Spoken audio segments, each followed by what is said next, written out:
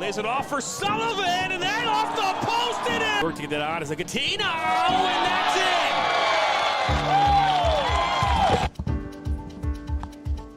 it! Hey Ryan, we're live. I'm gonna test sound real quick, make sure the sound comes good.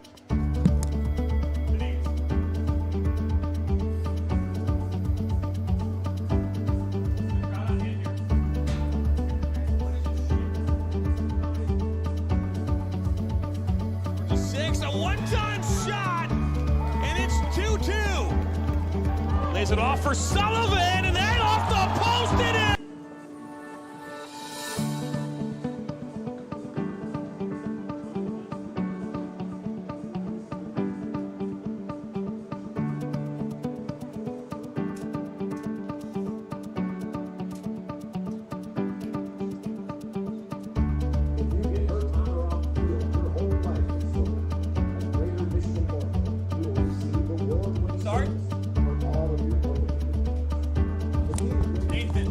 It's a one-time shot, and it's 2-2. Test.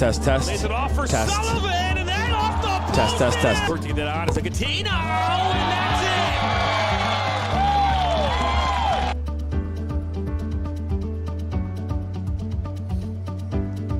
All right, sound is good. All right.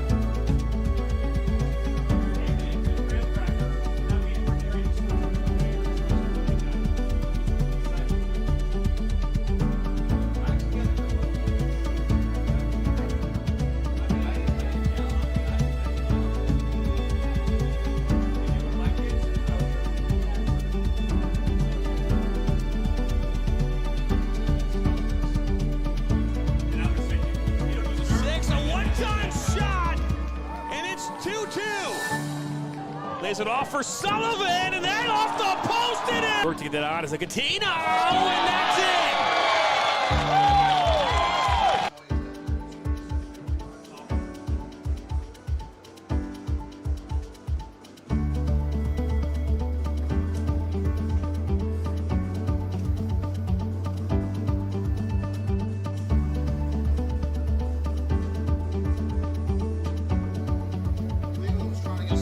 One-time shot, and it's 2-2. Lays it off for Sullivan, and then off the post it is. FLINT's gonna kick this shit out of this team. It's gonna be like fucking 7-0. They're not FLINT good.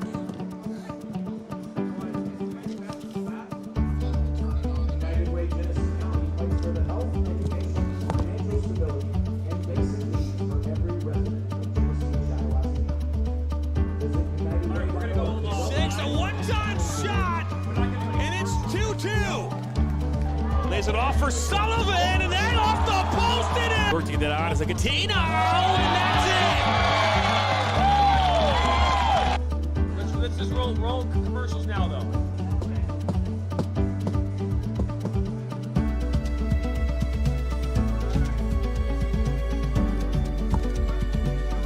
Yep, go. Roll it, Rob. Roll it. Are you looking to play at the next level? MSN is now offering player recruitment videos. We are excited to partner with you and your family in getting you to the next level. To learn more about our packages and what we offer, head over to the MichiganSoccerNetwork.com. Remember, your journey starts with a click. Now Worrell has a good cutback from him. He'll fire one, and that's gonna go in! Michigan Soccer Network, man! TCFC!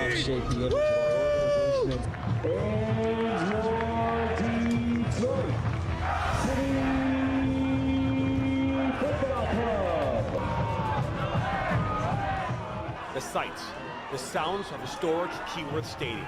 There's nothing quite like it. Each week, Jonathan Turner and Neil Rule will break down the most recent Detroit City FC USL Championship match, taking a look at the Eastern Conference standings, looking ahead to their upcoming match, and much more.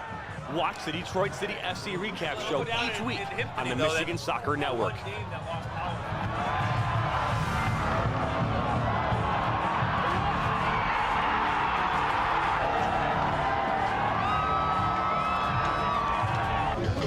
Let's go City on the Michigan Soccer Network. You are watching the Michigan Soccer Network.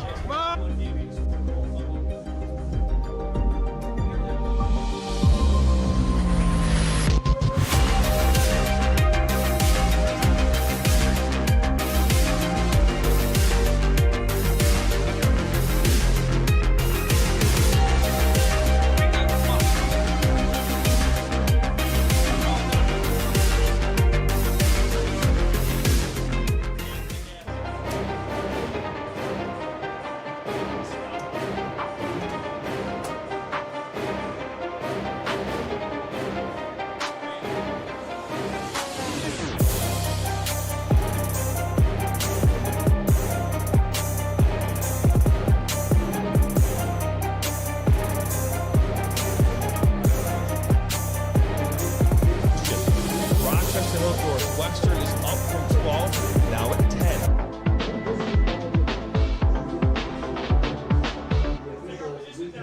Voice of Michigan student athletes, the Student Advisory Council's role is to convey the message of how high school sports are supposed to be played. We were responsible for helping the MHSAA maintain a positive and healthy atmosphere in which interscholastic students can thrive. We believe athletes should be competitive, sportsmanlike, and excel academically. We believe students in the stand should have fun, but not take the focus away from the game. We believe coaches should act as teachers, helping student athletes develop while still keeping high school sports in perspective. We believe that parents should always be positive role models and be supportive of their child's decisions. We believe officials commit their own time to high school sports. And respect should always be shown and given to them. The most important goal for student athletes is to enjoy high school sports while maintaining a high level of respect for all those involved in the games. Enjoy the game.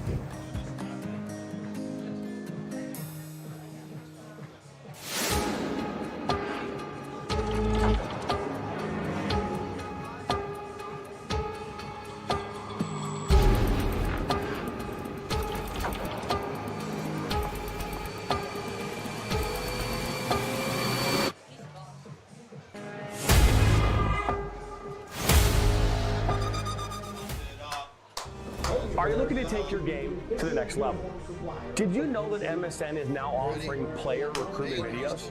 Our packages include a player profile where you show your preferred positions, the club, the league, or school that you play in, your current coach contact information, and more. The highlight videos could be self-submitted, 15 to 30 clips that will be put into a 3 to 7 minute long video. Video review of your Huddle, VO, or other platforms that you might have video on, as well as for an additional charge, MSN can come out and film games for you to create those clips. Our coach evaluation process, which is also an additional charge, where we have college coaches from various levels across the United States that will review your game film and provide feedback on how to improve that film, as well as also evaluating your play and what you can improve on. To learn more about our packages and what we offer, head over to the MichiganSoccerNetwork.com. Remember, your journey starts with a click.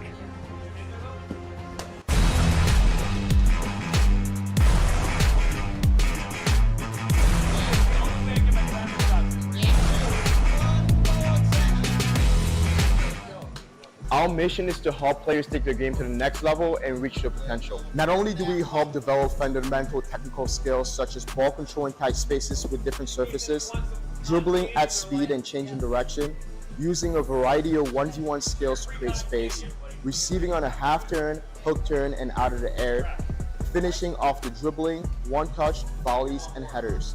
We help players get comfortable performing these skills at game speed with pressure and with both their dominant and non-dominant foot. In addition, we help players with their speed of play, awareness of space, defenders and teammates, and also dominate with our off-the-ball movement.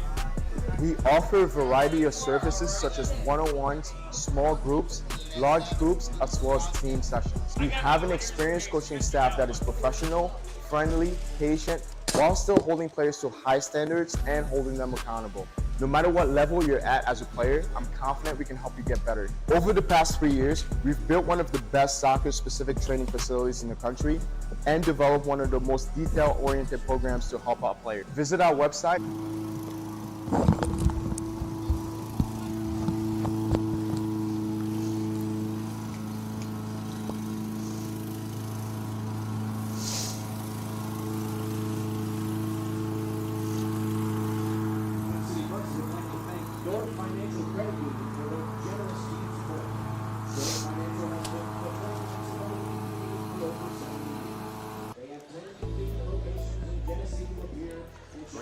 Boom. How long? How long? Serves made from 250. 250. 250 every Sunday from 9 a.m. to 2 p.m. To learn more about their daily special or to book a private What's the matter? visit gcfb.com. No, I'm not. Make sure you head over to Granite City in Northville at the corner of 7 Mile and Haggerty. You can hear me? The Troy location at 16 Mile and I-75. Hello, hello.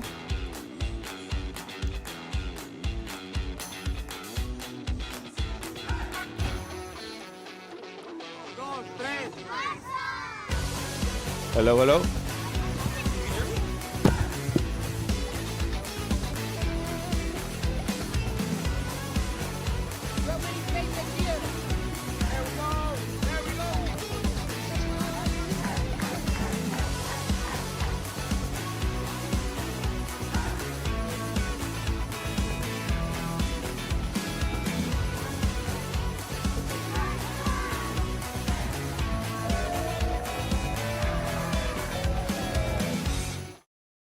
I'm a husband.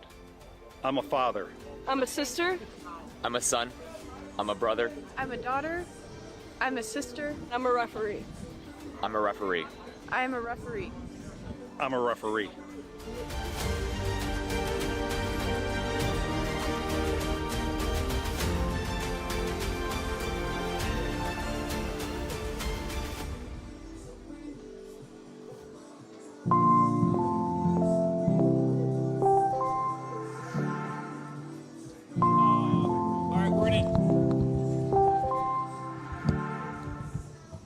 Towards goal. Now Fisher recollects.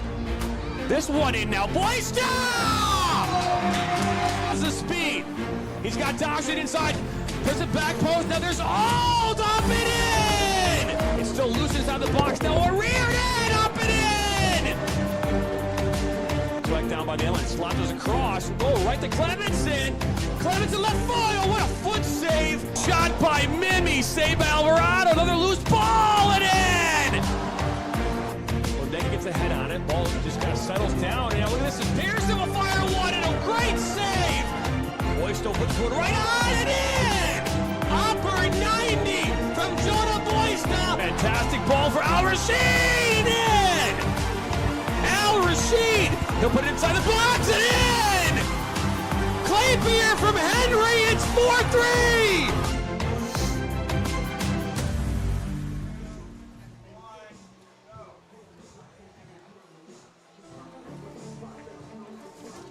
Hello, everybody, and welcome back into Atwood Stadium. It's USL League 2 playoffs. It's game number 2 of our doubleheader here tonight as the Flint City Bucks and Cleveland Force live on the Michigan Soccer Network. My name's Jonathan Turner alongside Dan Stickerat.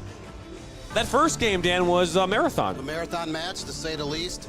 6 rounds of PKs decide the winner. Fort Wayne edges out 5-4 in the shootout, so a 1-0 victory for Fort Wayne as they advance to the 5 p.m. conference semifinals here at Atwood Stadium on Sunday night. We got the Flint City Bucks, the Cleveland Force set for game 2 here just in a few minutes away. We'll bring you under our press box here now. And Dan, Flint went through the season up until the last week. They were undefeated. They finished 10-1-3 overall to finish first in this division. They ended up beating Midwest United, and both times they met up here earlier this season. And now they obviously won that Great Lakes division. Now they're taking on Cleveland Forest team that finished second in their division behind Fort Wayne, who obviously won against Midwest here in the last game. The Flint City's Bucks offense was great in the last game. They've outscored the opposition now 39-16 on the season. Cleveland, on the other hand, has only outscored the opposition 22-19. So will it be a battle of defenses, or will this be a lot of goals scored in this game? Flint City Bucks went through a little low there late in the regular season. They tied Oakland County SC 1-1, and then they lost to, USL League 2 newcomer Union SC Macomb 3-1. That came in the last 2 of the last 3 games of the season. They have righted the ship with a 10-0 victory last weekend over the Michiana Lions to clinch their second straight Great Lakes Division title. So history could be on the side of Flint City. They have won 4 North American championships in their illustrious 29-year history. Will they be able to make a run here in 2024? Or will Cleveland Forest come in and steal the upset bid? Let's take a look here at the visitors in Cleveland Forest and how their season went this season. They finished at 5-2-5 overall. Good for 22 goals for. 19 goals against. Finished second in their division. They didn't play in Grand Rapids, they play in Cleveland, but they had +3, and they had 3 shutouts along the way. And let's take a look here at the home side in Flint. They finished first in the division. They're not from Fort Wayne, they're from Flint, but either way, and they don't play in the Valley Division. They play in the Great Lakes Division. They have 39 goals for, 16 goals against, +23 in goal differential, and 5 shutouts along the way. Let's take a look here at the USL bracket that we have on your screen now. And obviously we saw that Fort Wayne beat Midwest United in penalty shootout here earlier, so they move on to the semifinals on Sunday at 5 o'clock. Who will they face? Well, this game will decide that here tonight. Will it be Flint or will it be Cleveland? But we are only a few seconds away from getting things underway. This game was supposed to kick off at 7:30, but due to the penalty shootout, they moved it back to 7:45. So yeah, we're just waiting here for teams to come out of their respective locker rooms, and make their way out here to the sideline. And we talked about before the first game, 128 teams began their seasons in early May, which is a record number of teams in the USL League Two. 35 advanced to the postseason. There was 3 play-in games on Tuesday and Wednesday of this week. The field of 32 was set for tonight and Sunday.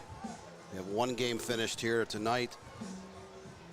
Fort Wayne edged out Midwest United 1-0, 5-4 on PKs. And then the other 4 games in the Central Conference are taking place this afternoon and this evening out at Shea Stadium in Peoria, Illinois. So no word on those. That first result, that first game was set for a 3:30 p.m. kickoff. So 3:30 p.m. Eastern or Central? Central. So a 4:30 kickoff. Again, moments away here from getting started. Don't go anywhere. We come back. We'll have the coin toss. We'll have the national anthem, the walkout, starting 11s and more. Don't go anywhere. Be right back. Now Worrell has a good cutback from him. He'll fire one, and that's going to go in.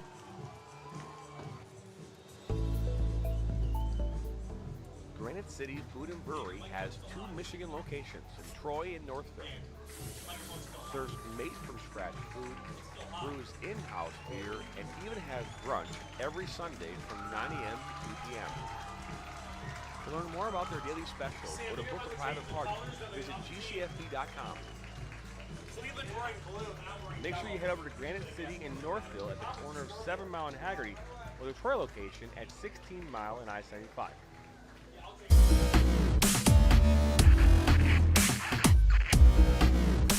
Are you looking to play at the next level?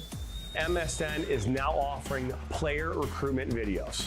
We are excited to partner with you and your family in getting you to the next level. To learn more about our packages and what we offer, head over to the MichiganSoccerNetwork.com. Remember, your journey starts with a click.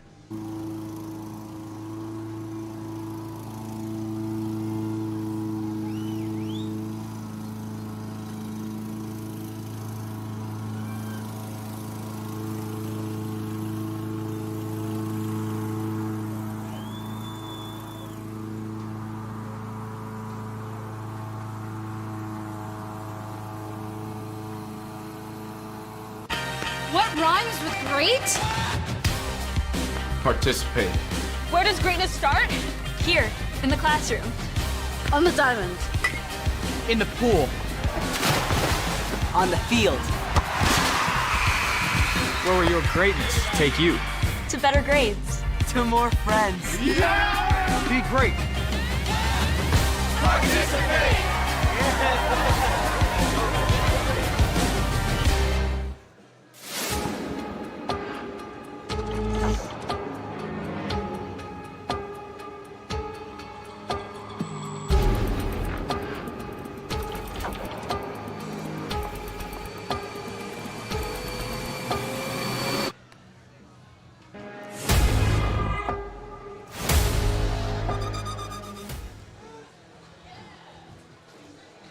And welcome back here into Atwood Stadium.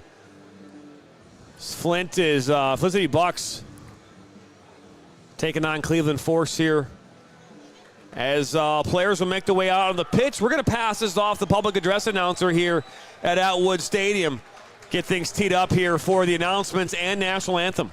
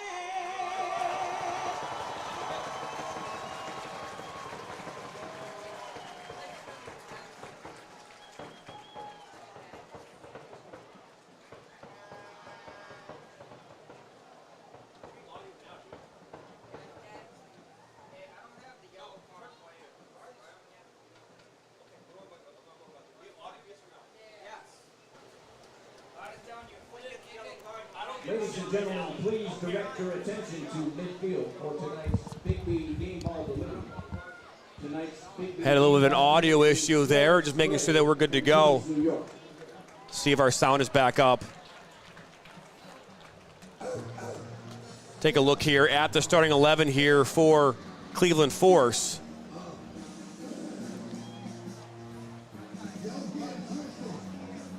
So sound looks like it's coming through.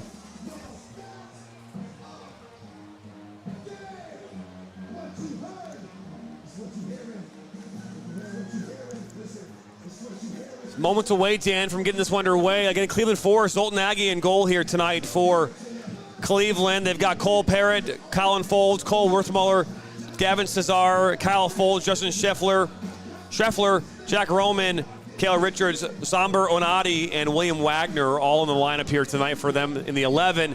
And let's take a look here at the Flint City Bucks and Jonas Boysta, who's got 2 goals of his own this season, Woody Pondeka, Malik Henry, who's got 3 goals, Jasimir Gomez, Colin Innes, Palmer Ault, who leads the team with 5 goals, Schneider Mimi, he's got 1, Brock Pickett with 3, Landon Fisher in the lineup as well, Darryl Reardon got 4 goals, and in goal is Jakub Griziak.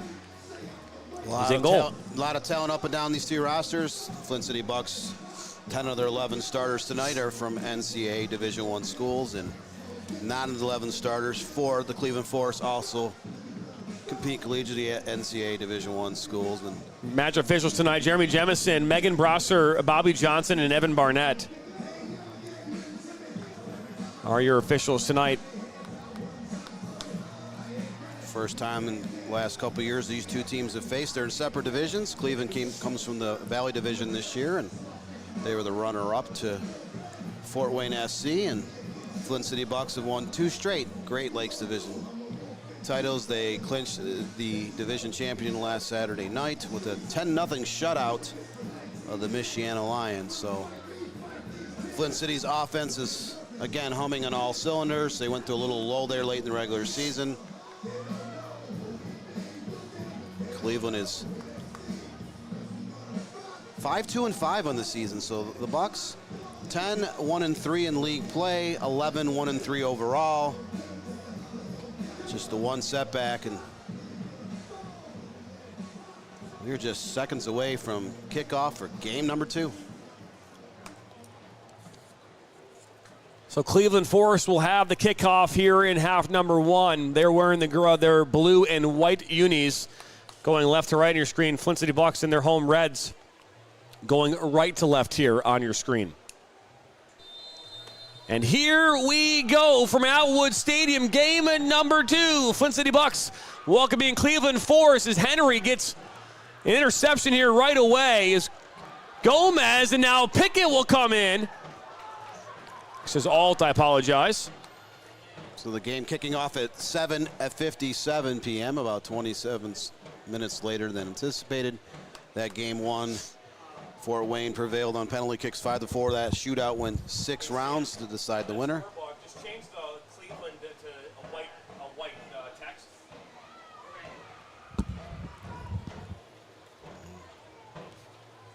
Ball this near side. That's Perrette chasing it down Pondeka, and this will actually go out for a throw-in in this corner.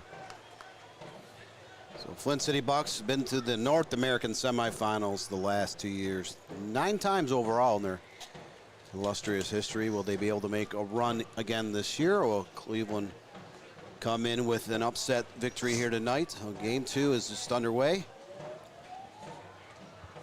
USL League 2 round of 32 here at Atwood Stadium. Ball is played in by Scheffler into the 18, and now Pondeka is down on his knees.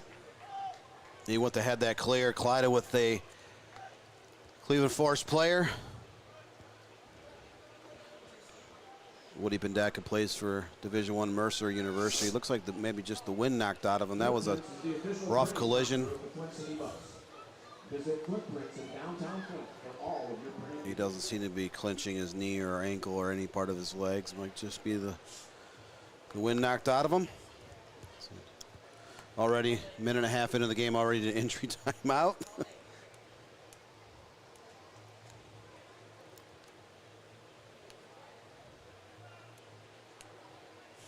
So he's just taking his time. So why not take as much time as you can in the early going of this one? Yep.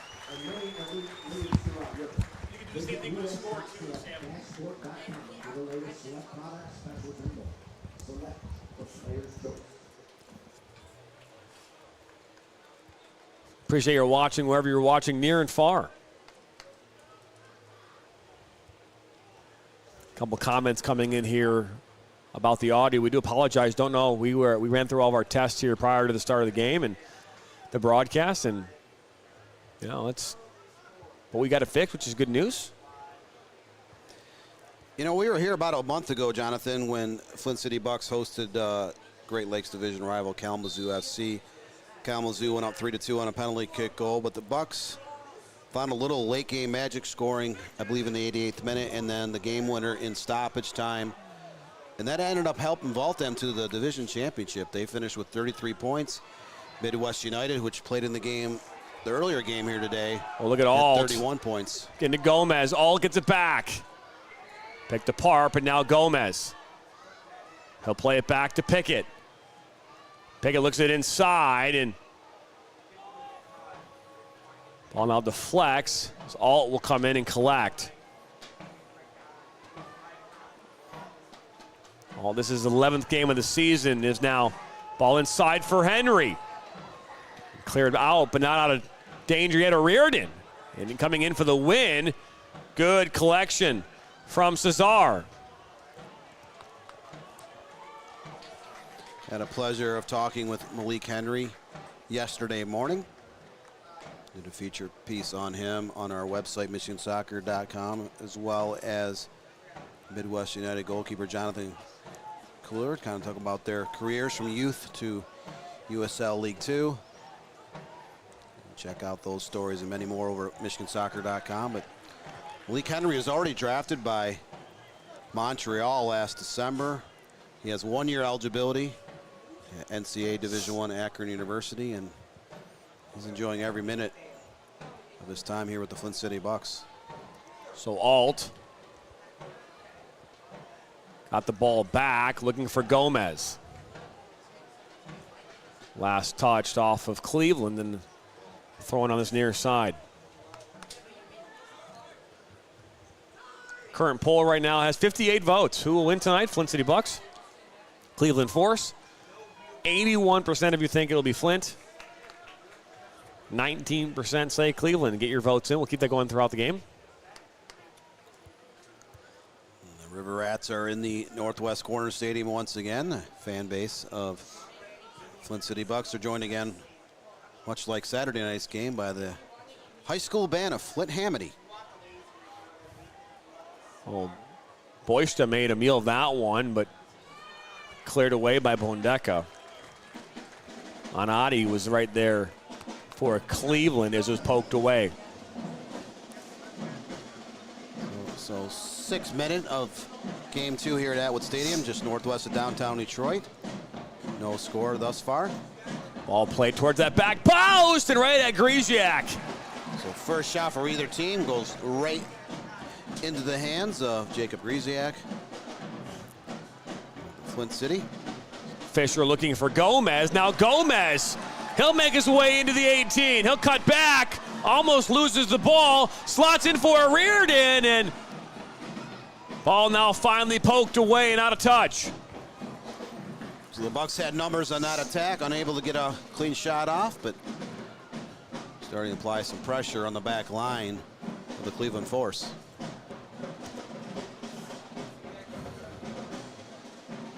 Now Alt on this near side. Can the Bucks score 39 goals during the regular season? And 25% of those goals coming in their last game, Dan. They had 29 goals going into the last final game against the Michiana Lions, and they ended up scoring 10 goals. Their 2 previous games, they had they dominated play, but they struggled offensively, just scoring 2 goals combined against Oakland County FC and Union SC Macomb, but they worked out their bugs, able to kind of pour it on late in the second half against undermanned Michiana Lions to clinch the league championship. And Majority of their top players are available for this weekend.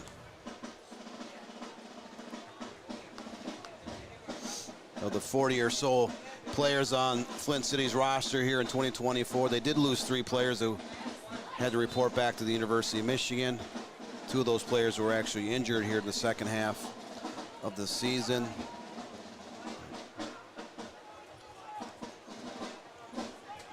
Flint City, with the most storied programs in USL League 2 history, hoping to make another deep run here in the 2024 postseason. I know during the comments section, there are a lot of comments about the success of Flint City, and they talked about money being one of those reasons. And I can tell you, I've been on a lot of programs, money or not, money's not just one comes in from Henry, it's not the main factor in team success. There's lots of teams out there that got lots of money, but they don't necessarily translate to success. They've just found a recipe that works, and that recipe comes with a budget. It comes with an understanding of what it takes to win.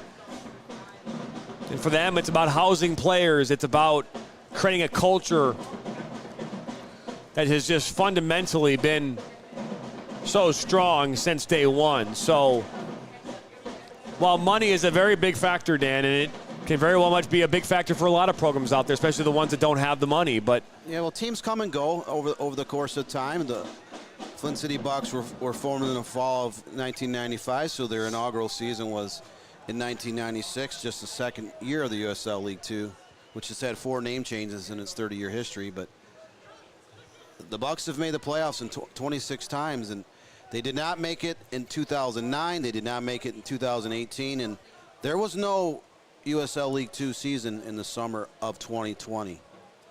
26 out of 29 calendar years is the most ever for any team within this league, which is now at 128 franchises, a record number in the U.S. and Canada. It's more than doubled in the last decade. picked up here by Cesar. He'll push it out wide to Folds. He'll cut inside.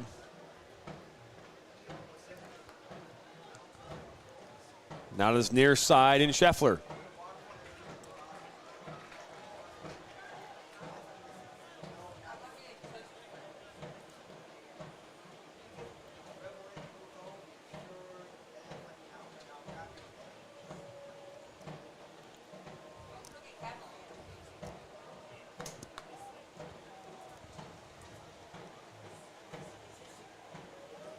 Oh, 11th minute, still 0-0 stalemate here between homesteading Flint City Bucks and visiting Cleveland Force. This is game 2 of the 2-game set here.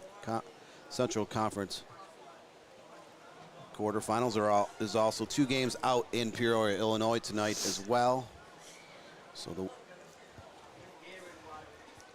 2 group winners after Sunday will face in the conference championship game next Friday night, and a site to be determined.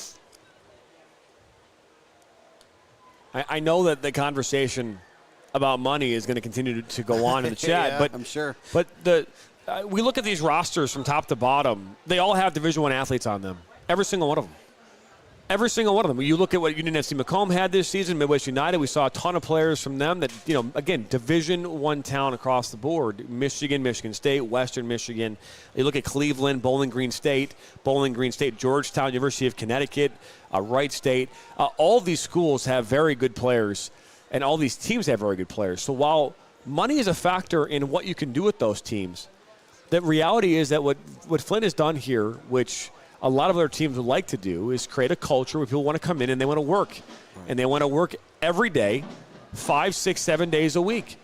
And it's created a really cool culture, a good foundation. Is this one to be shot from distance, deflects through traffic. It was Cesar that took the shot. It will lead to the corner kick. Again, I'm not talking, because you're not paying players. You know, these players aren't getting paid. They're all Division I athletes still, so you can't pay them to be here. I can't argue what might be happening behind the scenes. I have no idea, Dan. But you know, a lot of these teams have done a very good job of also dipping into the NAIA level. There's lesser restrictions, but there's some awfully good players that play down in the NAIA. I think it's better than what a lot of people would expect athletically, not just in soccer, but in a lot of sports. But we saw a couple of players from Fort Wayne and Midwest United, which were NAIA players, and they more hold their own in this league. This ball comes in from Anadi off the corner, and Griziak is there to make the save, make the grab, mind you.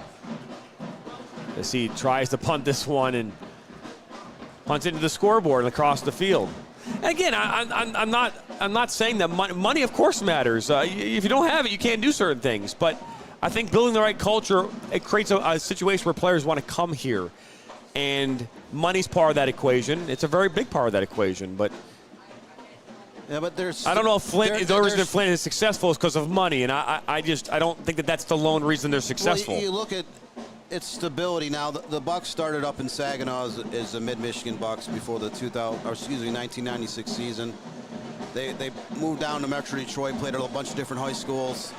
And then they played their last, several years. They played at Pontiac before they moved up here to Flint in 2019. But it's stability. They've been very successful, so they don't have much difficulty of attracting very good players to come, spend a few months in the summer training and playing with the Bucks. And then you have a passionate owner in Dan Duggan who eats, breathes, and sleeps soccer. I mean, he's passionate as anybody in the state of Michigan about the beautiful game, and he's kept this going for nearly 3 decades.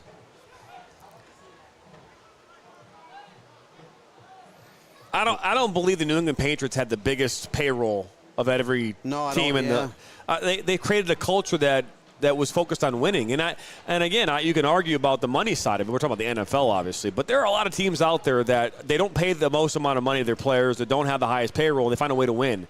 We saw the Oakland A's, right, many years ago. They had the worst payroll in the entire league, and they found a way to get to a ALCS. So money's a big factor. I'm not going to diminish that by any sense of the imagination, but what they've done here in Flint is pretty remarkable. Now Henry on the ball. Henry, out comes the goalkeeper, and Nagy, and he'll make the save and pushes it aside for a corner kick.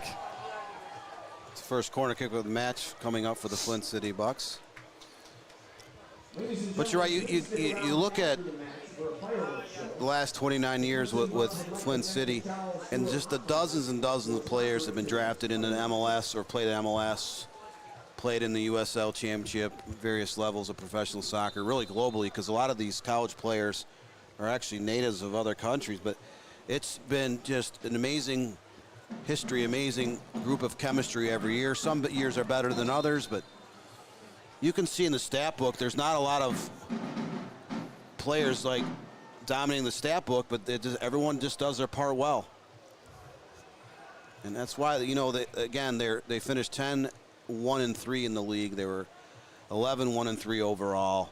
They did one non-conference match there back in early June, but last year they played in a couple of those open cups. They finished 19-2-1, reached the North American semifinals. So, if you're a very good college player, and Gary Parsons and Dan Duggan and company start calling and asking about of your availability in the summer, they have a great job of attracting 30, 40 players every year to come out and be part of this amazing program. Ascension Genesis Health Club is dedicated to providing a life-changing health and wellness experience for people of all ages. Ascension Genesis Health Club. Get in, get So ball went out for a goal kick, and we'll reset here for Cleveland. 17 minutes into this game now, 0-0. We went through 120 minutes in game number 1 with no goals being scored. 120 minutes, we saw a combined 9 minutes of stoppage time between regulation and overtime, so almost 130 minutes in reality. And after the 5 rounds of shootouts, it was tied 4-4, so it went to sudden death on PKs. Fort Wayne edging ahead 5-4. So hats off to Fort Wayne SC, first ever postseason win in their second appearance in the USL League Two playoffs. So Henry thought he was coming back from an offside position, but he was not offside according to the assistant referee on that far side.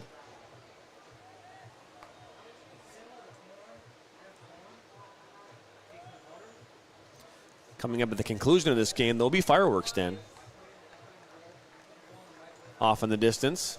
They've had fireworks here the last several games here at Atwood Stadium. No fireworks on the scoreboard as of yet. We're still 0-0 stalemate now in the 18th minute. It's my understanding those fireworks cost money too. Yeah.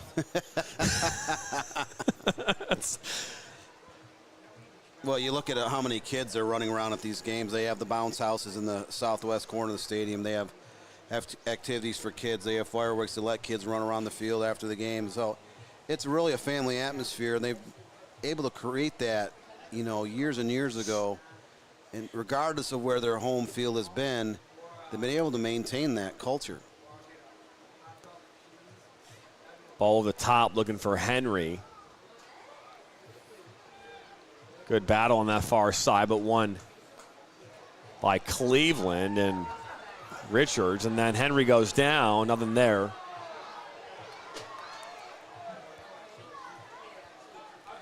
Malik Henry, clearly one of the fastest players in the entire USL League Two. Cleveland Force clearly understands that. They have someone within a yard or two of him at all times. Because when he accelerates and gets in the open space, be able to chase down a pass or dribbling the ball, he's extremely dangerous. And he's versatile. They'll use him at outside right back. They'll play him at right midfield. They'll play him up top. He's kind of a right wing. So he'll move all over the field. He's quite effective wherever Paul Doro and his staff chooses to play him throughout the course of a match. It's Paul Maralt on the ball, plays it back to Pickett. That's Innes. Innes now, maybe look to fire one. No, pulls it back out to Schneider-Mimi. Mimi looks to put this one in. That's deflected by Scheffler and out for a corner. So second corner of the first half coming up for the Flint City Bucks here in the 20th minute. I don't think the conversation is about good players wanting to come here. I don't think it's about good players as much as about the right player, and that's what recruitment's all about. That's when you go to colleges. There's a lot of really good athletes out there in today's world. It's not about necessarily the good player. It's about finding the right player for your system. And that I think is the difference maker between what you might see at other programs. We watched Ballard FC last year, who won USL League 2. This is not a team that had a tremendous budget. You know, it was only their second year in the league, and they won the whole thing.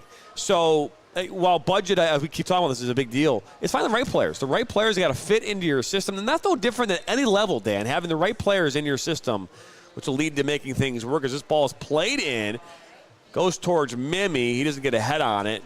Well, Reardon try and track this one down on that far side. He does. Nope, they're going to say it went out. So Reardon couldn't chase down that loose ball on the far touchline. The ball turns over to the Cleveland Force.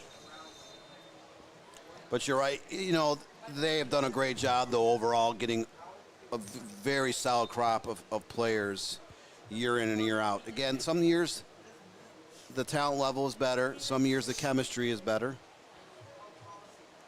And sometimes you need a little bit of luck to advance. And, you know, you look a lot of times you need a lot of luck. I mean, the luck has to go your way. I mean, there's so many. You saw what happened Midwest United. Midwest United in that game had at least 2 or 3 clear-cut opportunities to score goals, to put themselves in the lead in the first half, the second half, and in overtime, and unable in all 3 circumstances. They were up by a goal in the penalty shootout, and they ended up still a big save by a Briscoe, a goal put away in penalties. I mean, and they winning it. So, I mean, luck is a huge part of it. And again, everything has to be bouncing your way. The calls have to go your way. The ball's got to bounce your way. Everything's got to be bouncing your way for you to come away with a championship. This ball is played in. A free header by Pickett off the woodwork. Laid back for Fisher. Loose ball in the 18. Played back to Alt. Now Pondeka will come and win it back and might send this one all the way back. Ends up going back. This ball. Good long ball to Pickett, who settles it down on his chest. Yeah, there's a lot of factors in sports when a team can be successful. Sometimes having really good players obviously helps out quite a bit. Look at this as this ball comes in. I mean, we've been covering these leagues for the last 3 years. We see the caliber of player. We've seen them play at the high school level. We've seen them play at the collegiate level. We've seen them play in these leagues. And the disparity in talent between these teams, there's not a lot of disparity in talent. The reality is yes, the Bucks have money. And because of that money, through their partnerships with the community, the partnerships with local sponsors, and, of course, the pockets of their ownership group, have created an environment where players are training 5 days a week. Other teams just can't do that because other teams, the players are probably having to go get their part-time jobs during the summer. They can't commit to that level of training throughout the course of a summer. So there's obviously Des Moines Menace is one of those teams that same concept, right? They've been. If you talk about where they've been the last 20 years. And the Menace are another team that's been around since the late 1990s. They've got a couple of North American championships. The Bucks have a record 4. The Thunder Bay Chill up in Ontario on the northern shores of Ontario, they've been around for 25 years or so, but certain programs have lasted the test of time. They keep producing. They keep making the playoffs almost every year.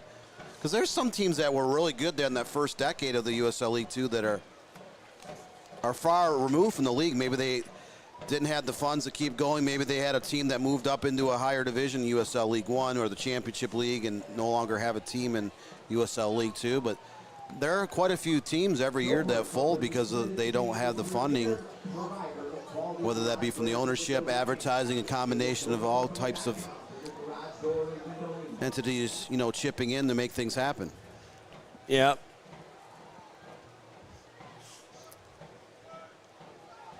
O'Riordan played back to Pondeka, who cleared up toward midfield looking for Gomez.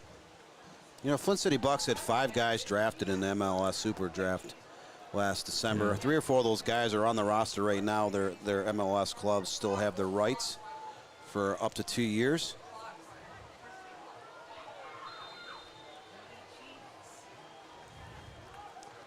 So a foul called here against Flint. 25th minute, still at 0-0. Flint City Bucks, Cleveland Force. Game 2 of this doubleheader here at Atwood Stadium, just northwest of downtown Flint, Michigan.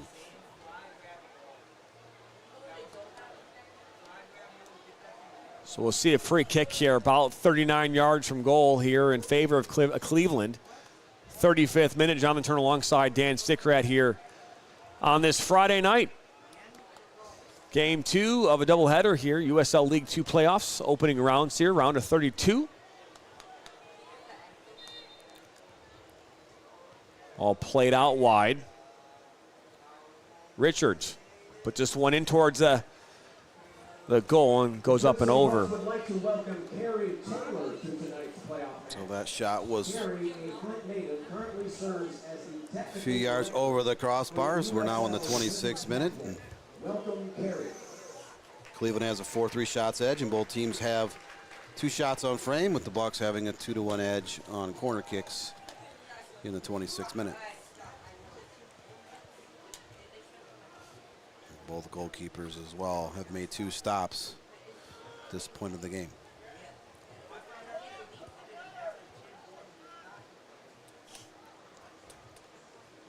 It definitely sounds like a Michael Jackson beat off in the distance. Doesn't a little bit, yeah, like Billie Jean maybe.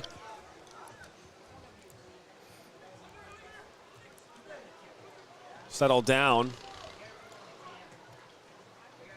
Last touch off Cleveland, out for a throw-in.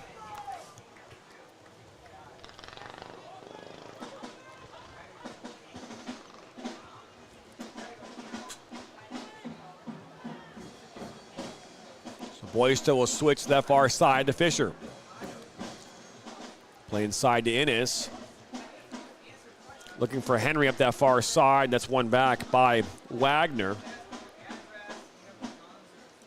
Aside from that opportunity on the header back about 11 minutes ago from Cleveland, that's really all they've been able to do in this one is that one opportunity.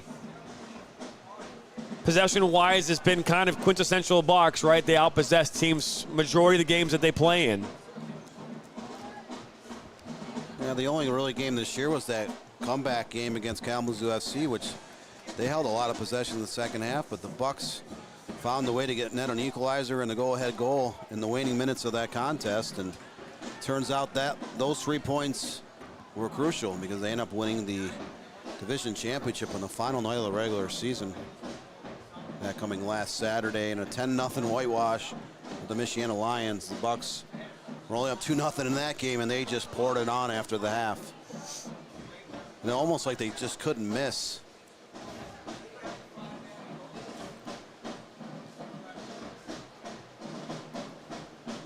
Looking to go over the top for Perret, and that called a foul. A little tug of the jersey and turn it over back to the Bucks. Again, the drum line from Flint Hamady High School joining forces with the Flint City faithful, the River Rats.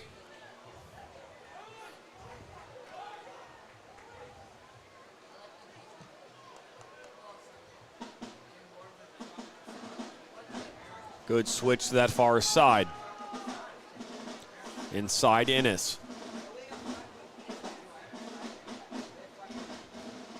Looking for Gomez. And now back to Nagy. The Bucks have been looking for Malik Henry down there, but he's been pretty closely guarded for the most part. I asked him a question on the phone yesterday if he ever ran track and field. He said, yeah, like 7th and 8th grade. He tried the 100 and 200 meters because he was fast, but the time he got into high school, he got involved with the youth academy at Toronto SC. It's part of the national team pool as a youth in Canada, as he grew up in the Hamilton, Ontario area, about 40 minutes southwest of Toronto. And he was one of the players last December from the Bucks that was drafted.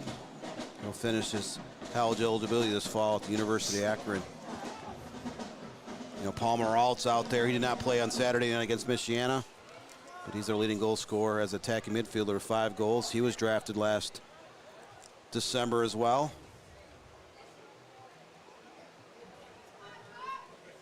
Worth-Muller.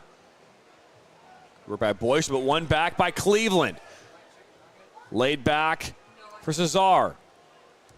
Now this will be shot low right at Griesiak, and he doesn't give. If he gets a rebound there, Dan, it'd be a one-time finish to an open goal, but he's able to hang on to that one. So 3rd save of the night for Jaco Griesiak. The Oral Roberts, the netminder, who's started a majority of the games here in 2024 for the Flint City Bucks. Again, they were finished 10-1-3 in league play, 11-1-3 overall. Yeah, he's played 14 games this season, 14 starts. The Bucks have rotated about 3 or 4 backups, you know, scattered throughout the season, but Griesiak getting the starts in all 14 of the league games, and he's played a multitude of the minutes. Now Henry showing that speed. Let's put this one in towards Gomez, and you can see that first step. He just explodes out of the look at box. this shot from Landon Fisher. This is a Reardon, I apologize. Oh, Reardon, a Davenport University grad. Davenport's a Division II college out in the Grand Rapids area. Comes from Cork, Ireland.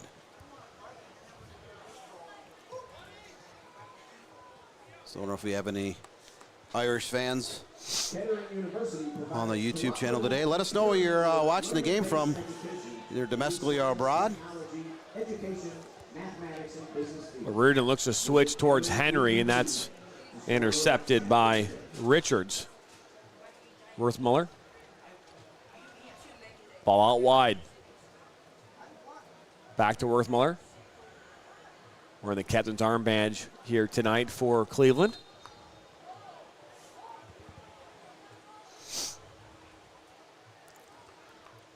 So it's just the 3rd foul against Flint City. Both teams have 3 fouls. A lot less fouls in this match as compared to the game 1. That game at time was a little bit physical, a little bit chippy. We had, what, 10 yellow cards in that match? fact, one was a second yellow, so Midwest United played the last couple minutes of the second overtime down a man.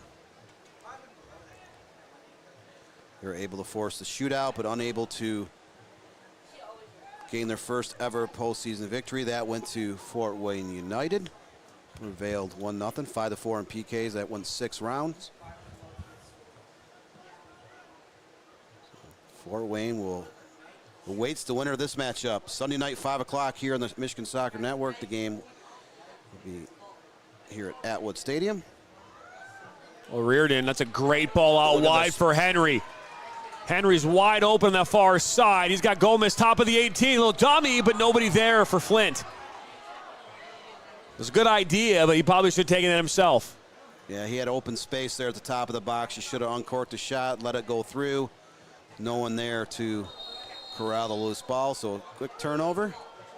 So Henry was taken down on that far side.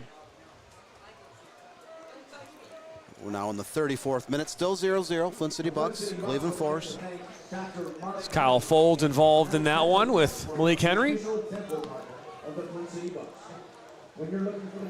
Watching live down the road in Flushing, there you go. That's a far trip.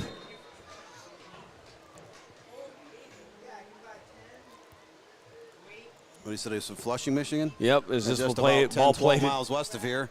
Lengthy road trip. Fisher tried playing that one into Gomez. It's cleared away.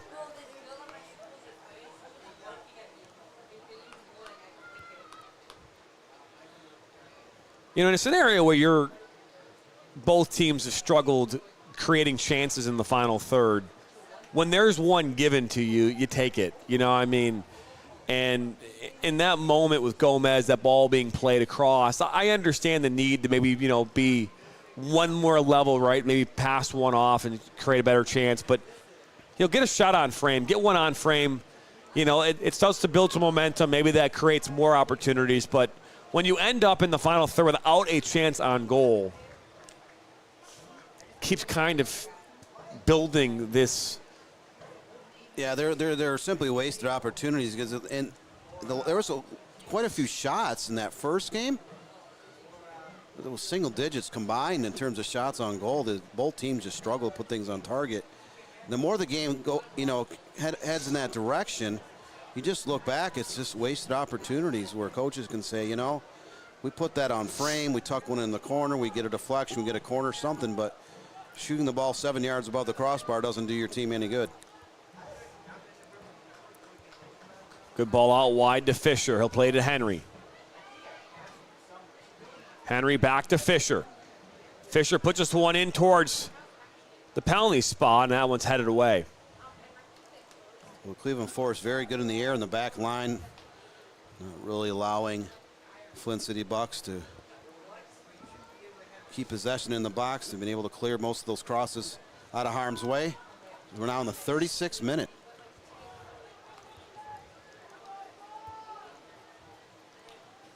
Common thread between both games. There's been no goals in open play.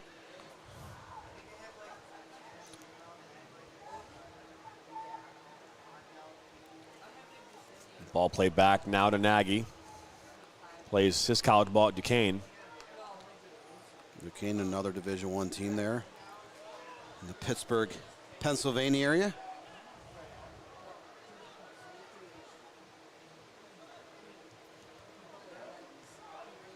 I believe Duquesne's actually in the city limits of Pittsburgh.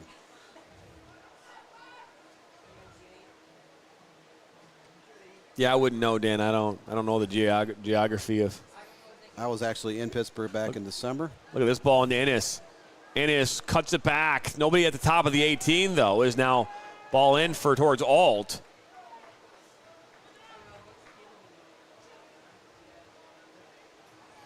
Alt's been a solid attacking midfielder for the Bucks this year. He has the team best 5 goals. He's been a little bit quiet here tonight. But players like that, they get one opportunity and they can make a little magic happen. Start lighting up the scoreboard. 37th minute. We're getting towards the business end of this first half. 8 minutes to go, plus stoppage time. Very good crowd in attendance here tonight. Yeah, very good crowd. Much like last Saturday, probably 3,000, 3,500 fans here scattered throughout. It's a little bit deceiving because you do have all those tents on the south side of the stadium, and seating-wise up here, there's like 11,000 seats, but it's a great comment. You know, they're saying Alt's the best player. I think Alt is the best all-around player on the pitch. I think that you're talking about dynamic and speed. I think Malik Henry's in that conversation. I think you can look at a lot of different players and have that conversation about who's the best, but yeah. I think he's about the most complete player on the pitch right now. I would definitely say it's Palmer Alt. But then you got, like I said, Malik Henry. I mean, just a dangerous threat up that far side. You know, Brock Pickett's been very solid when he's been in the lineup. Dario Reedon's been solid. Landon Fisher's been very good. The Western Michigan University product, you know, plays along all in that midfield. Colin Illis has had some very good games. Woody Padeka as well. Jonas. Look at this ball in. Good work by Griziak. Jonas Boysha has been great in the back line this year. He's got a multitude of assists coming out of the back line for the Bucks this year. They don't list assists and total points on the USL League 2 website, so not sure on the exact tally for some of the players in these four teams here tonight, but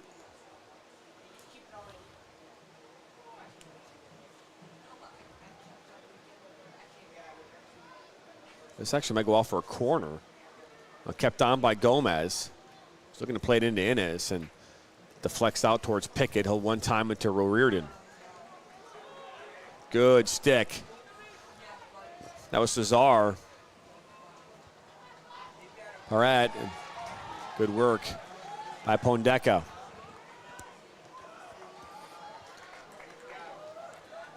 Great job of Dario. Reading this. Quickly turn and switch fields. The slide of ball to Henry. Now Henry with that speed. Can he slide it out? Oh, that's a great save by Nagy. And still top of the 18. Crowd not happy with the no call.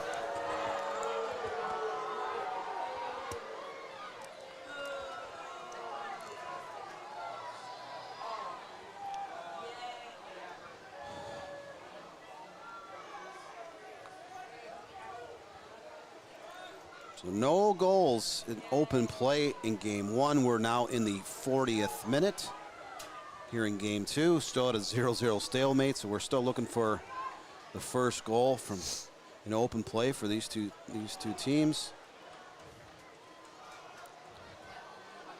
Now Pickett pushes the ball out far side to Henry. Plays it back to Pickett. Good slide tackle from Wagner. Henry wins it back. Oh, good struggle. Now Gomez. He'll try to cut it back. He should have just took a shot.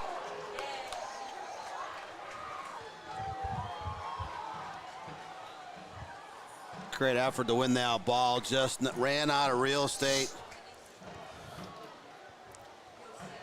Rasimir Gomez just could not get off the shot, but Flint City starting to apply a lot of pressure here in later stages of the first half. I got a question for the comment section, Dan. And this is for you as well.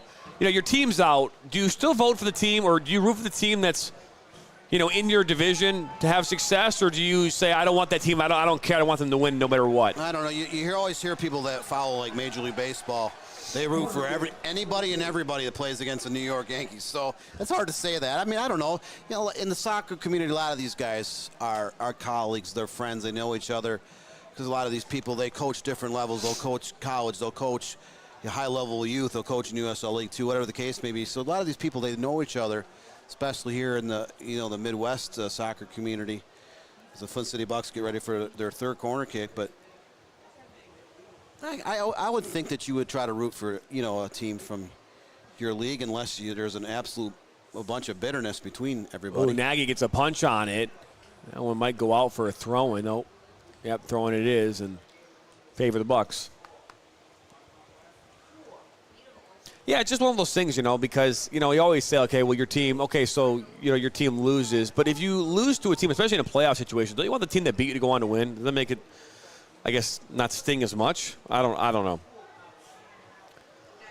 Losing stings no matter what, so. Ball goes back now to Cesar. Yeah, last year the Flint City Bucks, they lost in the North American semifinals to Ballard. And Ballard went on to win the title, their first title in just their second year in the league. But no bitterness. The Bucks dominated that game. They out-cornered. They just one of those games where they couldn't finish. They hit the crossbar, hit the goalpost, everything right but finish. But, you know, you have to give hats off to that team for holding firm defensively and then going on to win the North American Championship. I'll tell you, we had a chance to cover that Ballard game last year, and they got a great fan base. Again, a young team, only been around in existence for a couple of years. I think this is their 3rd season in total. Right. In USL League 2. I mean, so, and to be fair, you know, to join this league, it's not cheap to be in the USL League. You're talking about paying a pretty penny to be in this league. So, I don't know what the entrance fee is. Not that I need to talk about that on the air, but I mean, it's not a cheap fee. I mean, to join other leagues like Midwest Premier League, UPSL, you're talking about pennies in the dollar just to get in this league. You know, the initiation or the one-time fee is pretty big. Is ball out wide that far side to Richards. He'll collect down by the end line. Good work by Fisher and Henry. Fisher goes down, and now we might see a yellow card come out. So Richards is going to get it in the book. Yellow card in the 44th minute. Yellow card issued to Cleveland number 30, Cale Richards, in the 44th minute. So Richards, the defender from Kaiser University, an AIA school, booked in the 44th minute, so the first yellow card for either team going to Mr. Richards. We're now in the 45th minute, still 0-0 stalemate. Flint City Bucks, Cleveland Force. It's believed to be the first ever meeting between these two teams.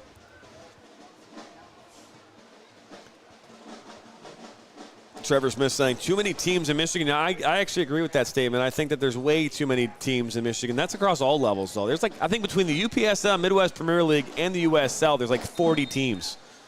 30-plus teams. It's a lot of teams. You know, and Grand Rapids just announced earlier in the week that they're going to add a UPSL team for the fall season, the UPSL level. So it continues to expand. It does give a lot of young adults and college players a chance to play, but sometimes you ask yourself your question, especially if you have that many teams trying to raise money financially through, you know, advertising and sponsorship roles. Well, it really fragments the whole. Yeah, does it get a little bit, you know, too much? Well, again, like I said, it's fragmented, right? Yeah. I don't know if it devalues the game of soccer, but I think what it does do is it makes it harder. But you'll see a lot of Flint City Buck reserve players. They'll play on a whole bunch of other teams during the summertime. You know, we saw that Eddie Hudson Jr. was a reserve player for the Bucks, but he was on Inter Detroit. Also, so you know you'll see players that will do that. 2 minutes of stoppage time has been announced here at Atwood Stadium. So 2 more minutes here. We'll put this one across. Back post for Gomez, and just out of his reach. Ball put back in towards O'Riordan. Fisher got a touch on that.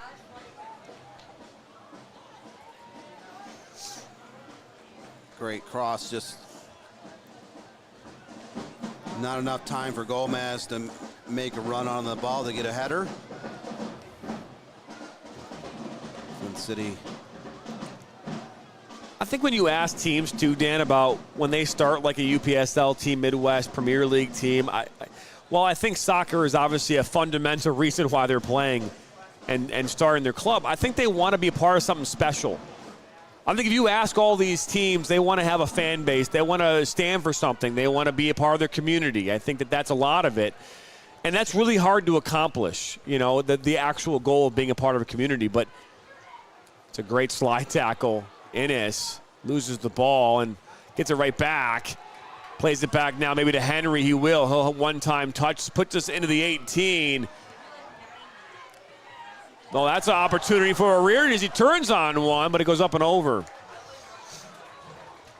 remember, I mean, Detroit City FC started with this idea of just a bunch of friends coming together to play in a game, and it turned into what it is today. Right. I mean, so, and talk about having no money. I don't know if anybody had any. Now they obviously have a whole bunch of money, but, back then they didn't have anything to really, put in a pot, and look what that has turned into. It took, and I say this, what they did in Detroit City FC with that team and where it started and where it's at, it's – you can't really replicate that whole thing, You talk about grassroots.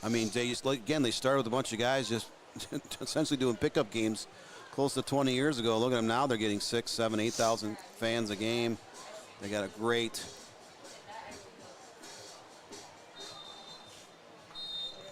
So that'll wrap up this first half. It's 0-0. We've been here before, Dan. For sure. But hey, 45 minutes down, 45 minutes to go. Who will move on to take on Fort Wayne in Sunday's conference semifinal? Will it be Flint City or will it be Cleveland Force? We'll find out after this.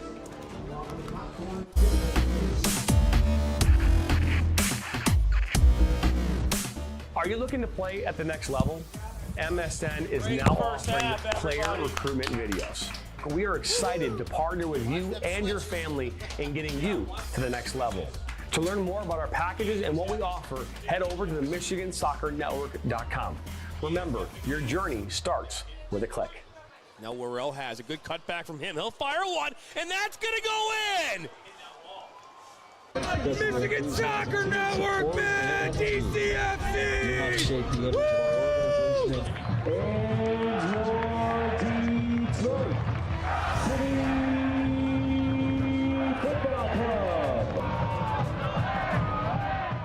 The sights, the sounds of historic Keyworth Stadium. There's nothing quite like it. Each week, Jonathan Turner and Neil Rule will break down the most recent Detroit City FC USL Championship match, taking a look at the Eastern Conference standings, looking ahead to their upcoming match, and much more. Watch the Detroit City FC recap show each week on the Michigan Soccer Network.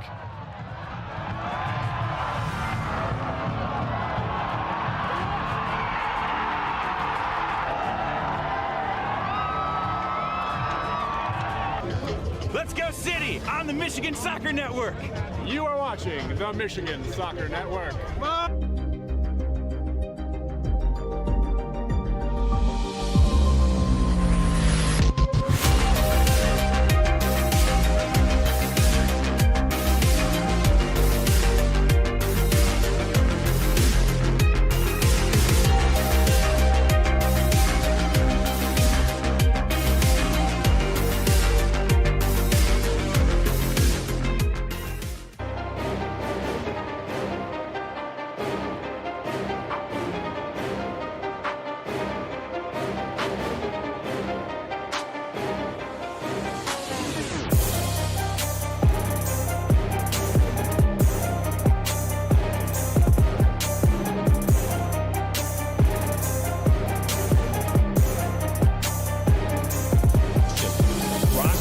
Northwestern is up from 12, now at 10.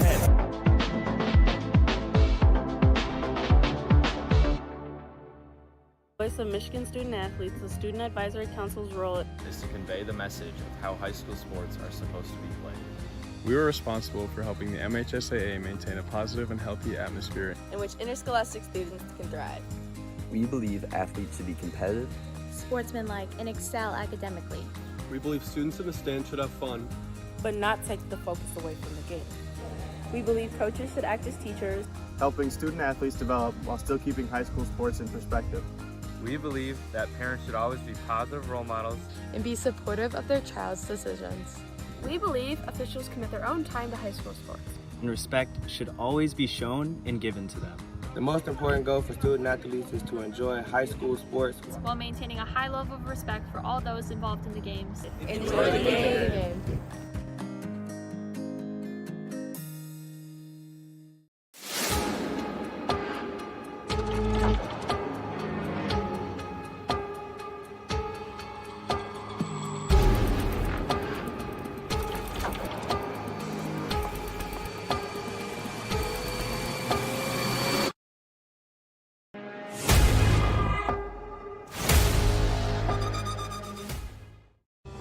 Are you looking to take your game to the next level? Did you know that MSN is now offering player recruitment videos?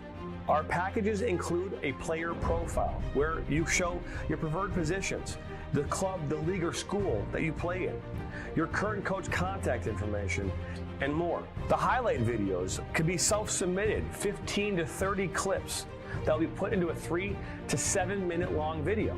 Video review of your Huddle, VO, or other platforms that you might have video on, as well as for an additional charge, MSN can come out and film games for you to create those clips. Our coach evaluation process, which is also an additional charge, where we have college coaches from various levels across the United States that will review your game film and provide feedback on how to improve that film, as well as also evaluating your play and what you can improve on. To learn more about our packages and what we offer, head over to the MichiganSoccerNetwork.com. Remember, your journey starts with a click.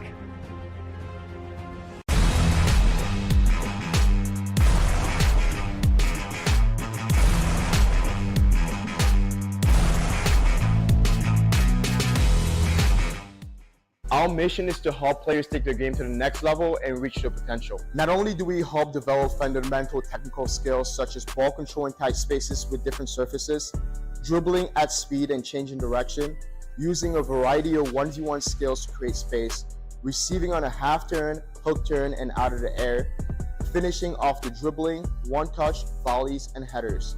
We help players get comfortable performing these skills at game speed, with pressure, and with both their dominant and non-dominant foot. In addition, we help players with their speed of play, awareness of space, defenders and teammates, and also dominate with our off-the-ball movement.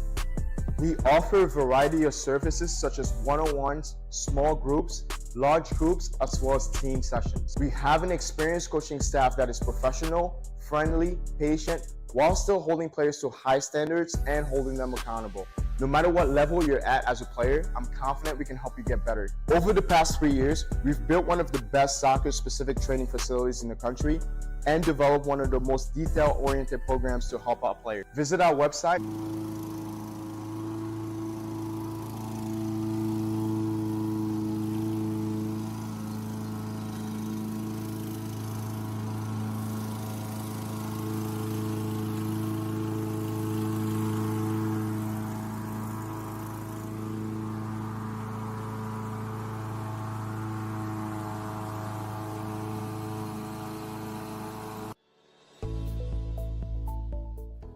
Granite City Food and Brewery has 2 Michigan locations in Troy and Northville.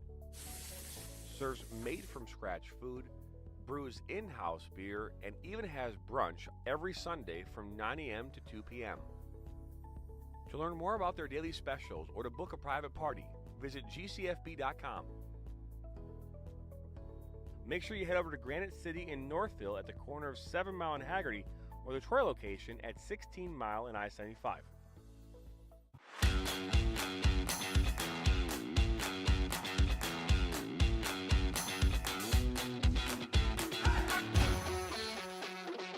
Dos, tres.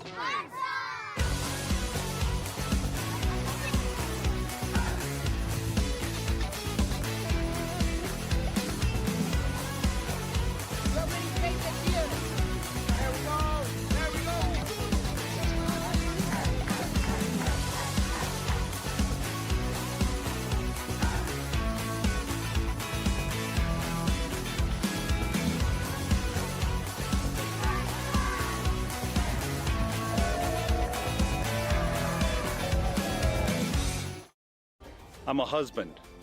I'm a father. I'm a sister. I'm a son. I'm a brother. I'm a daughter. I'm a sister. I'm a referee. I'm a referee. I am a referee. I'm a referee.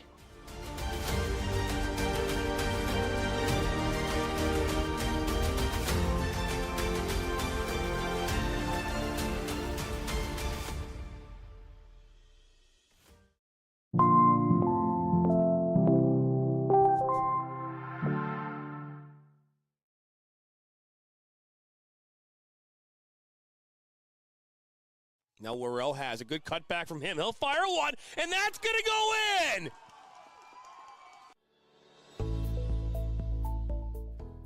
Granite City Food and Brewery has 2 Michigan locations in Troy and Northville. Serves made-from-scratch food, brews in-house beer, and even has brunch every Sunday from 9 a.m. to 2 p.m. To learn more about their daily specials or to book a private party, visit gcfb.com. Make sure you head over to Granite City in Northville at the corner of 7 Mile and Haggerty, or the Troy location at 16 Mile and I-75.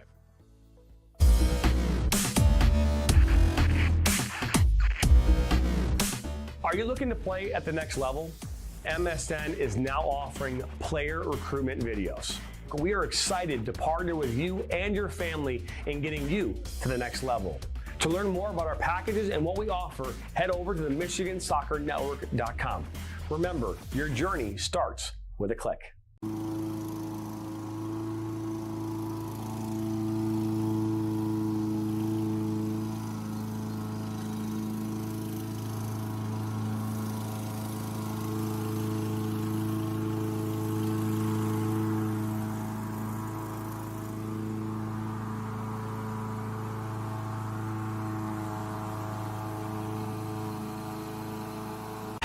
What rhymes with great? Participate. Where does greatness start? Here, in the classroom. On the diamond. In the pool. On the field. Where will your greatness take you? To better grades. To more friends. Yeah! Be great. Participate! On the blue turf. Welcome back into Atwood Stadium, where we're about to watch Beat the Buck. As you'll Tonight's contestant is Andrew from Flushing. let the public address announcer take over from here, Dan. 3-item Luigi's Pizza.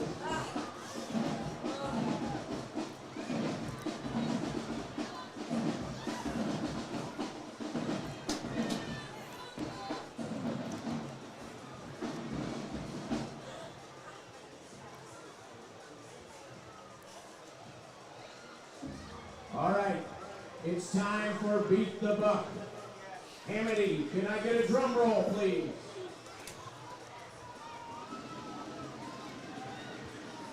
Andrew, on your mark. Get set. Go.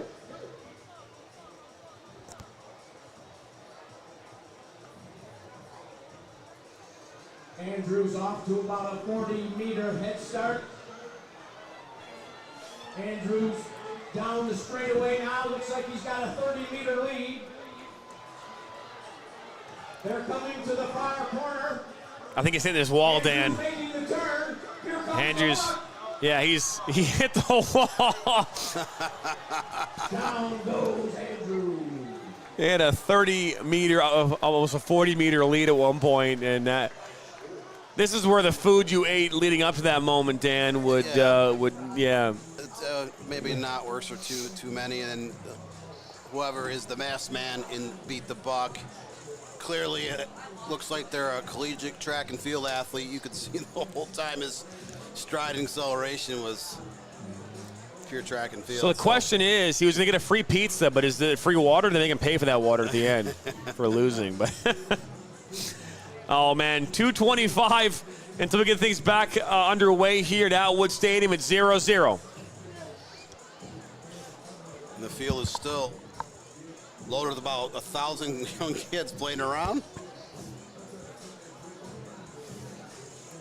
We talked about, in the first half, Jonathan, that it's such a community event with the Flint City Bucks. They've done a great job attracting fans, and you see this at most games. They'll have more than 1,000 youngsters running around the bounce house, running around the field at half, after the game, here to watch fireworks. It's a beautiful night for soccer for sure. If you're just joining us here at 0-0 at the half, in the last game, Fort Wayne clinched a chance to play in Sunday's 5 o'clock semifinal against the winner of this game. A game again Sunday night. We'll bring it to you live here on the Michigan Soccer Network. So But don't go anywhere. Second half coming up after this.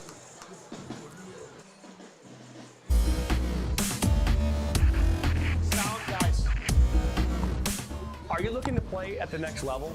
MSN is now offering player recruitment videos. We are excited to partner with you and your family in getting you to the next level. To learn more about our packages and what we offer, head over to the MichiganSoccerNetwork.com. Remember, your journey starts with a click. Our mission is to help players take their game to the next level and reach their potential. Not only do we help develop fundamental technical skills such as ball control in tight spaces with different surfaces, dribbling at speed and changing direction, using a variety of 1v1 skills to create space, receiving on a half turn, hook turn, and out of the air, finishing off the dribbling, one-touch, volleys, and headers. We help players get comfortable performing these skills at game speed with pressure and with both their dominant and non-dominant foot. In addition, we help players with their speed of play, awareness of space, defenders and teammates, and also dominate with their off-the-ball movement. We offer a variety of services such as one-on-ones, small groups, large groups, as well as team sessions. We have an experienced coaching staff that is professional, friendly, patient, while still holding players to high standards and holding them accountable. No matter what level you're at as a player, I'm confident we can help you get better. Over the past 3 years, we've built one of the best soccer-specific training facilities in the country and developed one of the most detail-oriented programs to help out players. Visit our website. Let's go. Welcome back here in Atwood Stadium. About to get things underway here. Des Moines Menace winning 2-0 over Bavarian United. That game is full time. Vermont Green won 3-1 over Long Island Rough Riders. Obviously, Fort Wayne beat Midwest United in penalties.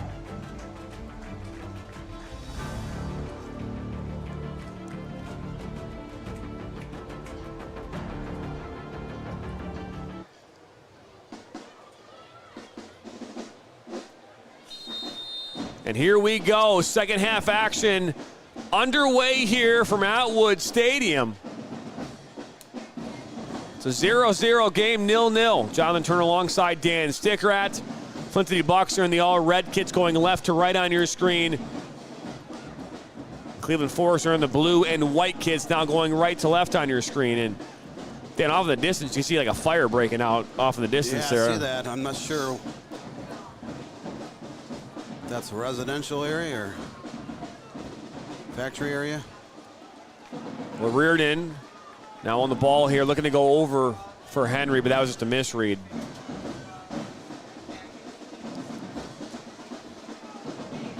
Not a lot in the first half in terms of stats. FLINT City Bucks held that 6-5 shot advantage, 4-3 on frame, and 3-1 with corners.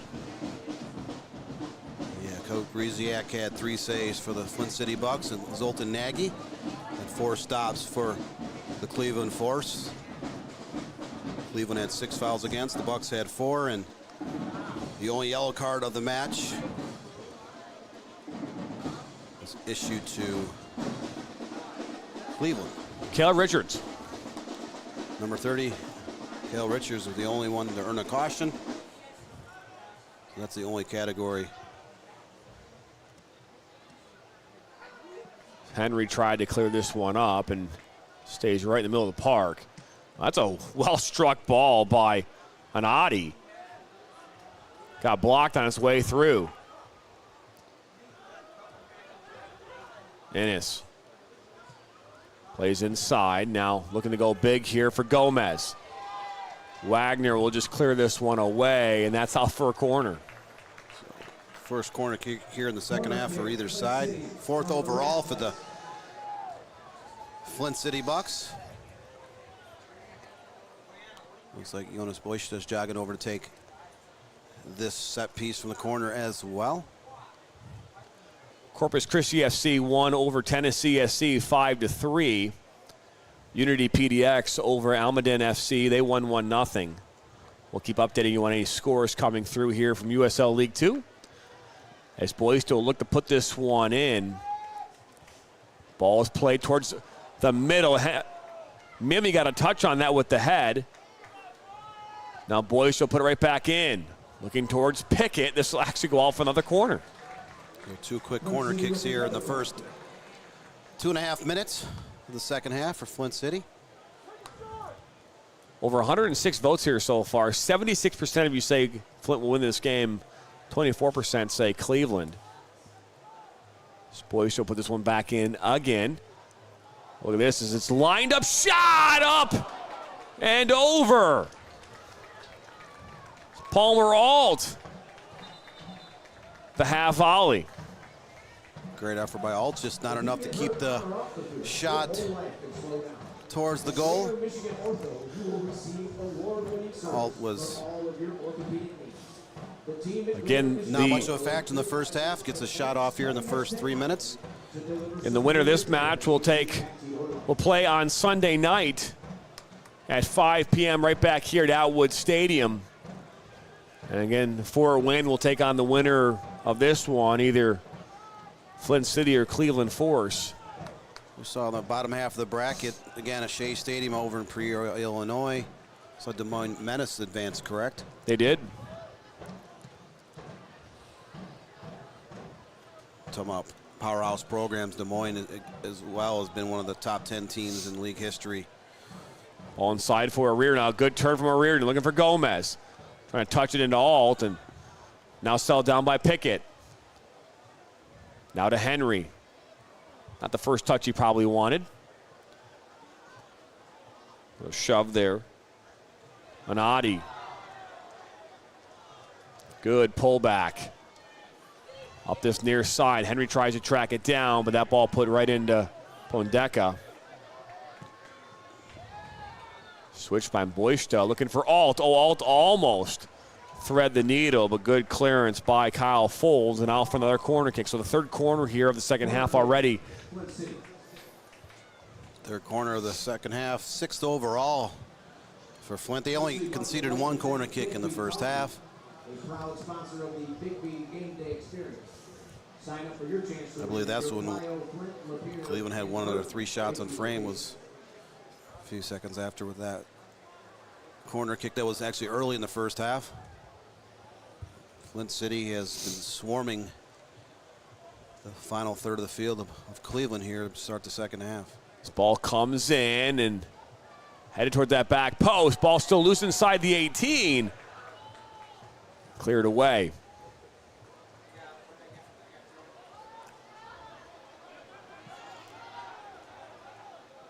Headed back to Griziak.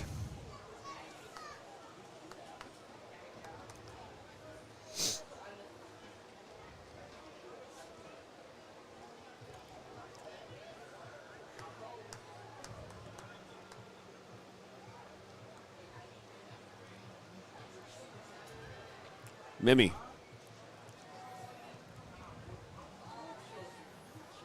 Snyder Mimi, another Flint City Bucks player that does possess great speed along the outside.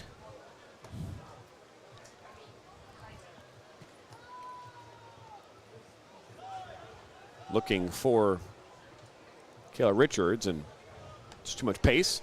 Thanks to a sponsorship from the Charles Stewart Mott Foundation, the Flint City Bucks and Flint City AFC are able to provide more family-friendly activities to Flint area residents of all ages.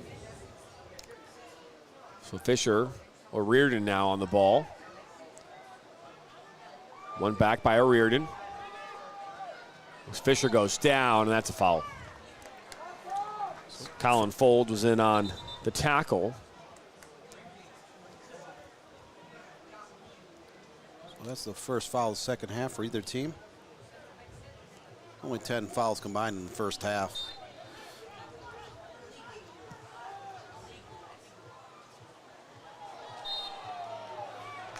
Another foul, this time Cesar involved in that one, as Pickett will play this one right away towards Alt. Will bring it down on his chest. Oh, that was poked out, but they're going to say it went out first. Nope, they're going to reverse that one. Actually went off of Alt. The USL Super League is set to kick off in August 2024.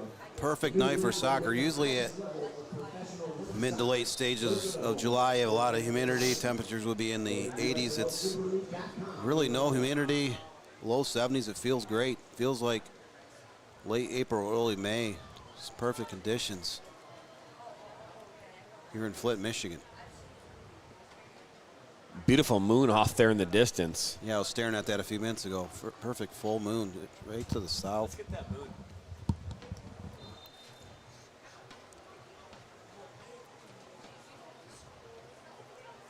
So the ball comes in on this free kick right towards Nagy. Gets a touch on it, put right back towards the goal from Pickett.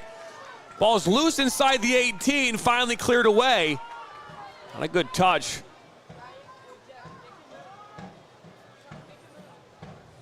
From Fisher.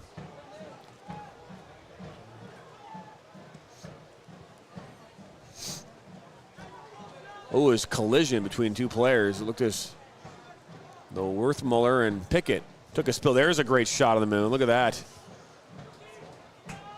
Back underway here. Fisher. Back to Pickett. And roll Pate. Back to Pondeka.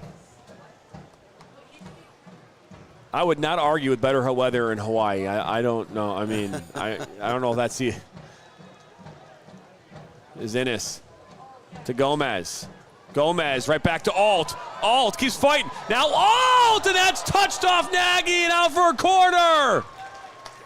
So Alt did have a lot of space, but he turned and fired that.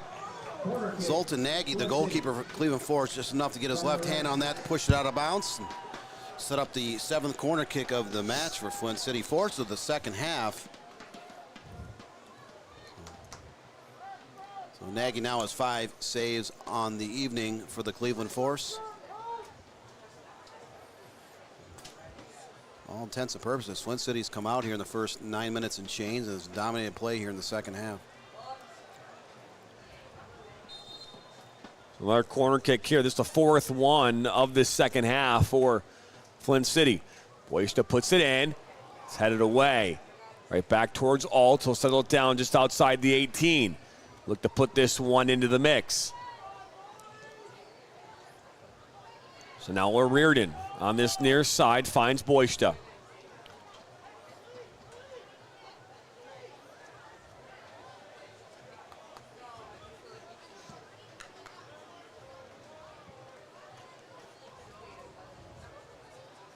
Switching the point of attack. Alt. He'll look to cut inside. Looks to thread the needle into Gomez. That's cleared up by Cleveland. 56 minute. We're still at a 0-0 stalemate, but the Flint City Bucks have come out very much alive here in the second half. Control play. 3-1 shots advantage overall here in the second half, but they've also had 4 corner kicks in the first 11 minutes of the second half.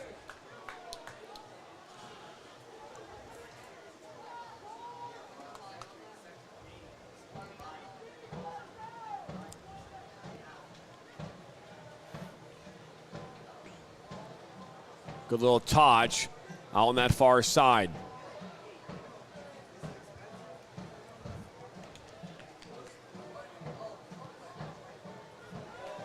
One back.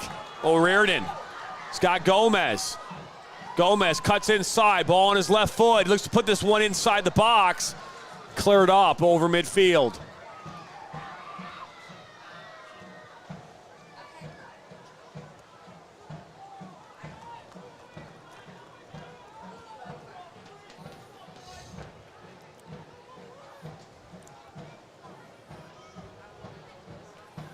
Every time Cleveland Forest tries to counter, Flint City does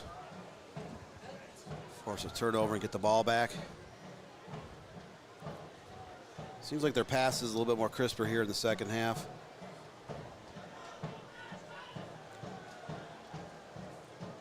Mimi finds Gomez. Now Alt. Alt looking for Henry. That's intercepted.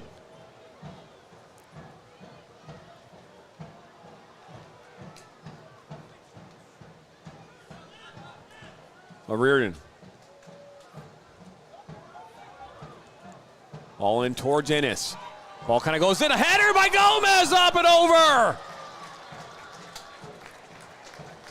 We're going to call that a corner, though. Is Cleveland player down right now? Looks like Gomez got a head on it, but it might have gone off a defender there in the box. There is, you're right, a forced player, and it's slow to get up, but he did point towards the corner flag, if that's the case. That was Justin Scheffler that went down from Indiana University. So, yep, 5th corner kick of the match, 8th overall. Excuse me, 5th corner kick of the second half, 8th overall. I was going to say your math ain't mathing there for a second, but it's been a long day, a little tired, but great opportunity again coming up for the Flint City. So Boysta puts this one in. This one goes long. Henry puts it back across. Gomez gets a touch, and Nagy snags it out of the air.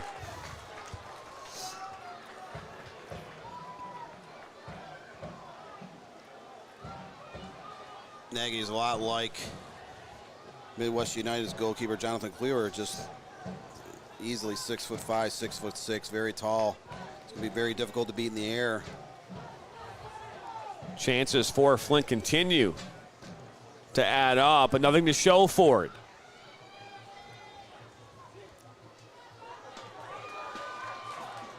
Now Henry.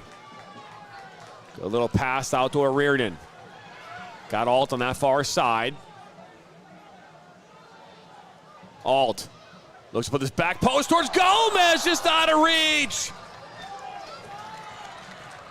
Almost collides with the cameraman just off the field, but another good opportunity for Flint City. You know, Flint City picked off that pass in their third of the field.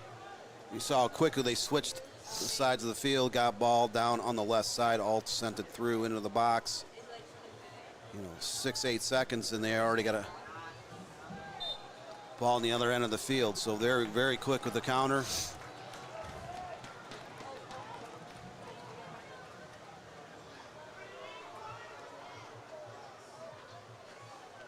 Gomez will knock that one out for a goal kick. So 61st minute, we're still 0-0 stalemate. Flint City Bucks, Cleveland Force, much like the first game. We saw 120 minutes of open play plus 9 minutes of combined stoppage time.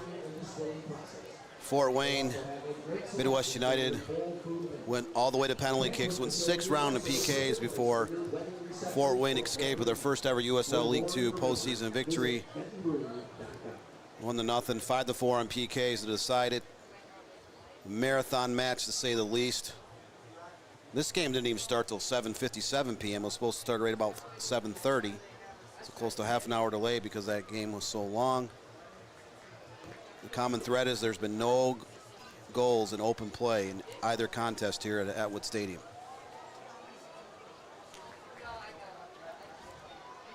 So coming off the pitch is Anadi, Jackson Irvin. Entering the match, number 14, Jackson Irvin.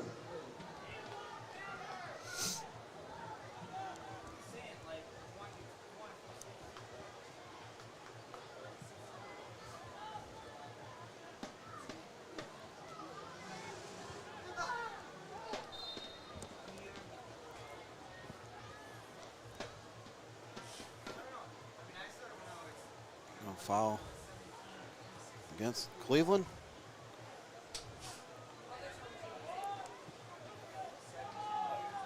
Well, Cleveland looks at the long ball and not able to get hardly any possession at all here in the second half. They went to the long ball again, turn it over. The Bucks have continued to dominate about 95% of the second half. Still nothing to show for it on the scoreboard. They have a 12-6 overall shots edge, 6-3 on frame, 8-1 on corner kicks. So the Bucks have been buzzing, just unable to convert. Oh. Look at this now. It's Gomez. Gomez 1-on-1! Misses the frame!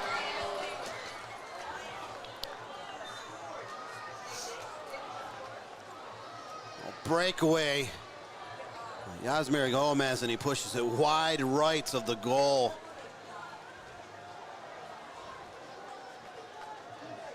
I mean, a one-on-one just had to put it up and over Nagy. And obviously, that's a tall order to get over a 6'6" goalkeeper. But Gomez unsuccessful in that breakaway, and we're now in the 63rd minute, about ready to cross into the 64th minute. We're still at a 0-0 stalemate. The chances are mounting for the Flint City Bucks, just unable to cash in so far. So Reardon will get a touch on it. Alt now gets ahead.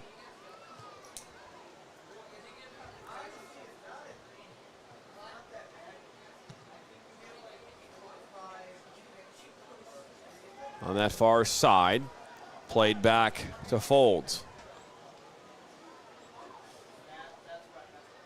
Pondeka.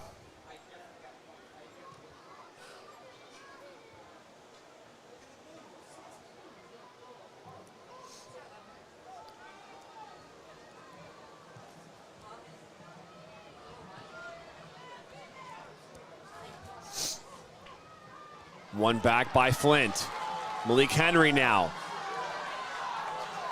Makes his way in the middle of the pitch, pushes it out wide. You got Alt into the 18. Alt, that's poked away and out for a corner. Ninth corner kick of the match coming up for the Flint City Bucks here in the 65th minute. So they keep forcing the turnovers. They dominate possession. They keep getting corner kicks and shots and great opportunities. Another set piece coming up. This will be the one that kind of breaks the mold. So Boyster will take another corner kick. This ball comes in. Gomez gets a head on it. Off the pitch it'll go. Gomez has had several opportunities in this game. He's just been unable to put things on target. Caleb Perkins, we apologize. I think in the process of putting another person in timeout, you got timed out too. Trying to correct that, but if we can't, we apologize. That was clearly a mistake on our end, so we do apologize.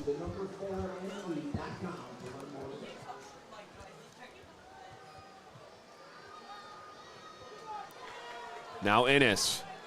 He'll cut back. Look to play it in for Gomez. That's popped up in the air. Held down now by Fisher. Henry.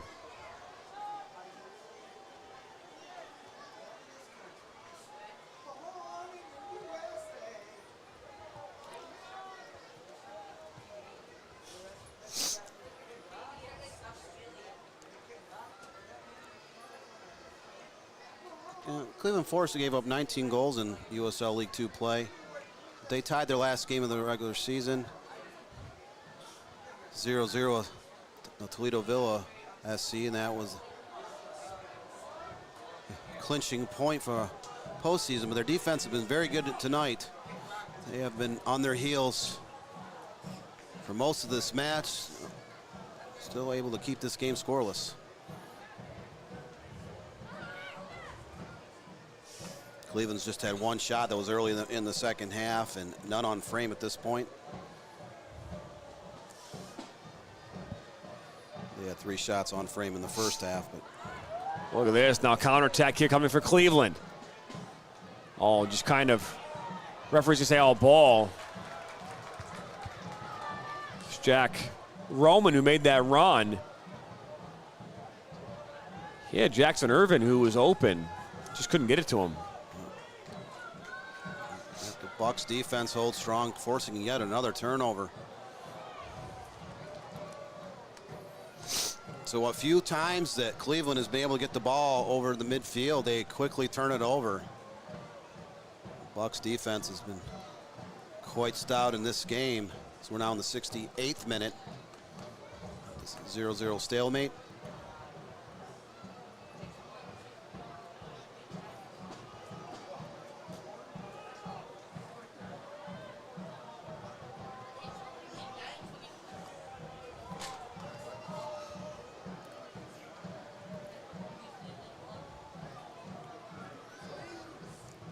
Nimue is looking for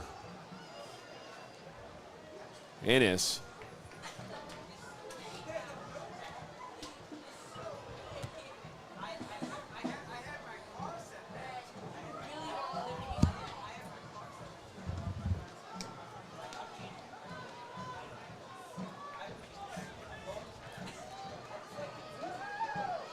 Ball looking for Gomez and now cleared away. You're just seeing Cleveland right now is just really from, I'm not saying that their game plan has changed, but they are definitely just allowing Flint to continue to come at them and just clearing balls off. Yep, they're trying to.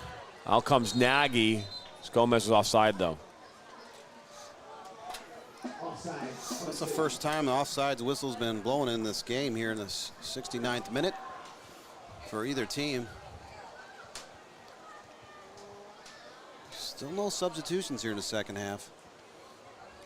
Makes you wonder, because it's a little bit cooler out, if the coaches are going to go with their starting 11s a little longer, or are they going to start to make some substitutions? Well, if this game is, I'm not even going to say it, Dan.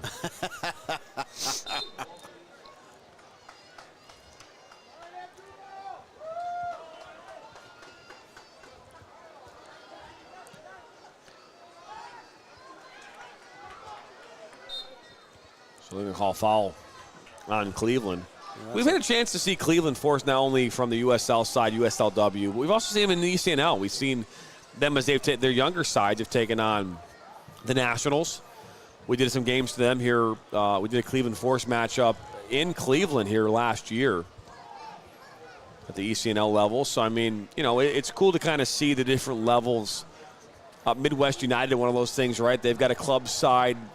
You know, there's not a lot of teams in Michigan outside of Union FC Macomb and Midwest United. I know AFC Ann Arbor has, you know, is a USL League 2, but I don't think that they're affiliated with an actual youth club. No, they're not. Like so, in the Ann Arbor area, you see a lot of kids that will play like Michigan Wolves, Michigan Hawks on the girls' side. Michigan Tigers are really big in that area. Liverpool, we're talking, you know, middle school, high school youth clubs, but Ann Arbor's independent of that. Kalamazoo as well.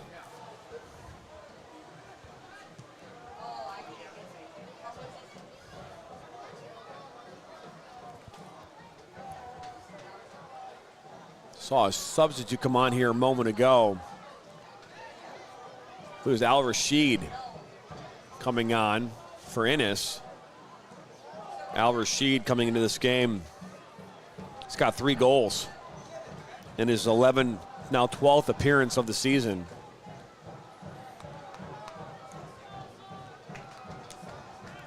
He's been dangerous as a super sub in a lot of the games off the bench for Flint City. Against Flint City carried close to 40 guys on the roster this year.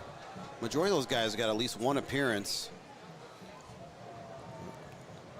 Other than three players from the University of Michigan who weren't allowed to continue play here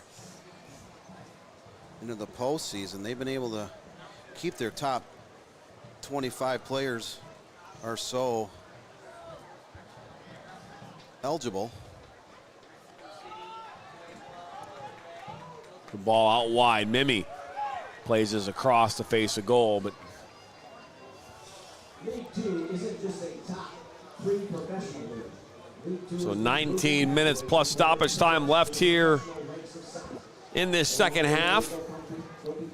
Jonathan Turner alongside Dan Stickerat. 72nd minute, so we sat through 120 minutes of open play and a combined 9 minutes of stoppage time in game 1. Look at this, is alt. No goals here in game 2 as well. I think we're 9 minutes away from 200 minutes of no goals, so it's a good ball into Al Rashid. He'll cut back. Ball put in towards top of the 18. Now the ball kicks out to a Reardon. Plays into Alt. Alt tried to turn, but right there, Cleveland Forest defender. All right. Bucks were able to get 7 players quickly back to retreat. Ball looking in for Roman, and too much pace. So in the second half, we're in the 73rd minute. Cleveland Force just had one shot attempt that was early in the second half.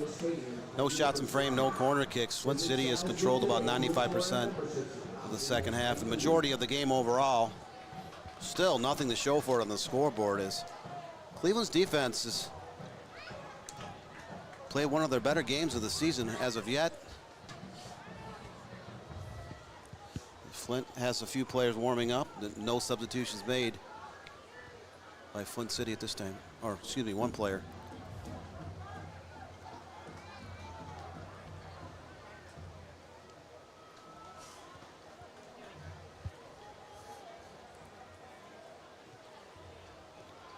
Into Roman. Push the ball, and again, just no connectivity at all after they get past midfield for Cleveland. Good work up that far side. Cut in. Now Al Rashid on the ball. He'll cut back. Looking for Gomez. Plays it back. It's Pickett. Towards O'Riordan. Back across towards Henry, and that's the kind of ball movement you want if you're trying to put one in. That how you can beat a team that's kind of sitting in is now good touch. One back though. Back by Flint. All was thinking about shot that's blocked. Pickett, he gets it back. Gomez on his left foot, shot! A save, rebound, and in! Palmer Alt in the 75th minute breaks the scoreless. It's 1-0. Yasmir Gomez, great individual effort with the slot. Palmer Alt about 8 yards in front of the goal, knocks home the rebound. And finally the floodgates have opened it. They have been peppering and controlling play, pressing and pressing, and now Flint City Bucks take that all-important 1-0 advantage. Nagy dives to his right. Here's another look at it. What a great shot. And Palmer Alt is there to put it home. That's his 6th goal of the season, and none bigger than that right now here in the round of 32.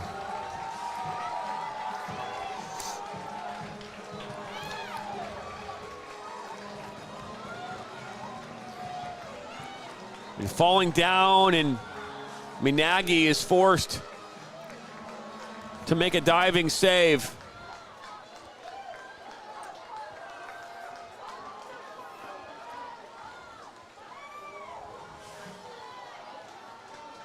Crowd is alive and well here at Atwood Stadium.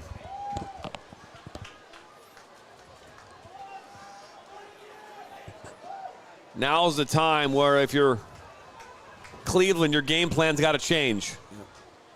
Cleveland again, just one shot attempt in the second half. Nothing on frame, no corner kicks. They've consistently gone to the long ball, been turning the ball over time and time again. So now they're on their heels.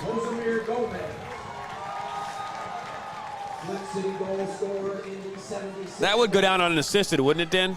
Because the save? I'm not trying to say I don't want to give somebody an assist, but yeah, Gomez took the original shot, which was stopped.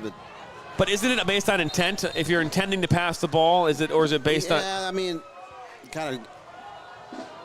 A lot of people will tell you that it just kind of goes down to how it's officially scored. Well, I don't. Do they count that though? Is that how it counts an assist? I mean, I've heard people count it sometimes, and sometimes I've heard people not count it. So. Well, there you go. Yeah, that'd be a good rule to look up. What's the official FIFA rule on that, or the USL has their own rule on that category? So they're going to say the ball hit off the hand. They're going to say it off the hand of number 17 and Justin Scheffler. That's the 11th foul of the night against the Cleveland Force. We're now in the 78th minute, so Cleveland down to 12.5 minutes to try to enter an equalizer here. They have just been unable to pose any type of threat here in the second half. In the first half, they did have 5 shot attempts, 3 on frame, and 1 corner kick, but as time has moved on, it's been all Flint City.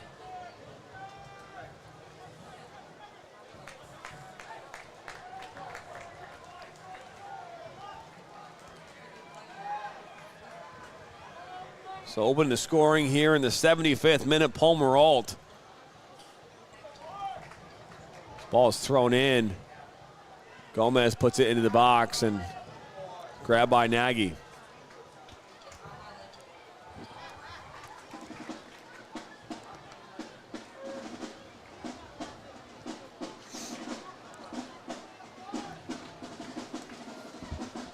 Ball is played in towards Gomez.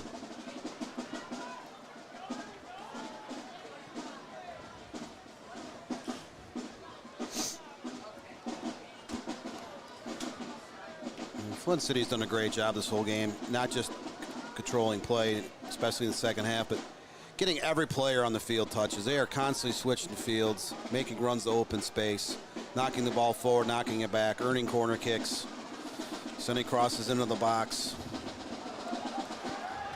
So Alt will try to track this one down. Nagy comes over, just kind of shields Alt as gonna go out.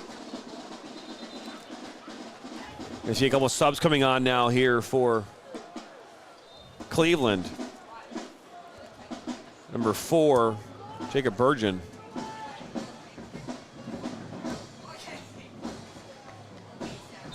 And number 25, who's Ryan Sanborn.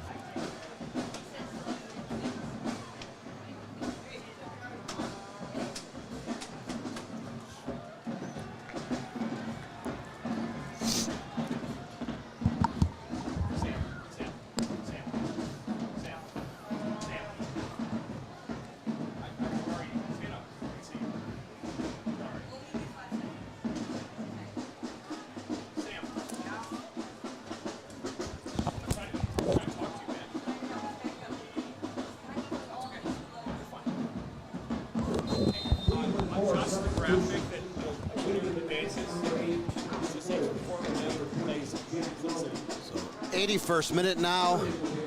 USL League 2 quarterfinals of the Central Conference. Flint City Bucks finally getting that 1-0 advantage here in the 74th minute. They continue to press and press again.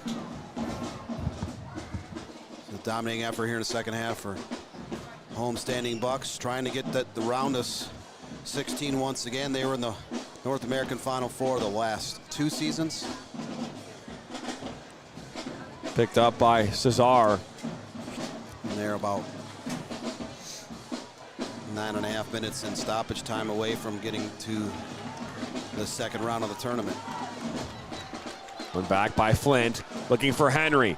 Henry gets a touch on it.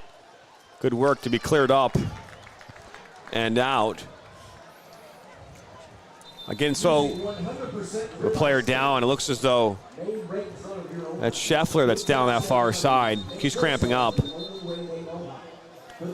looks like the Bucks are getting ready for a pair of substitutions. So the winner of this game will play on Sunday at 5 o'clock. We talked about that. So that game kicks off at 5 p.m. on Sunday right here at Atwood Stadium.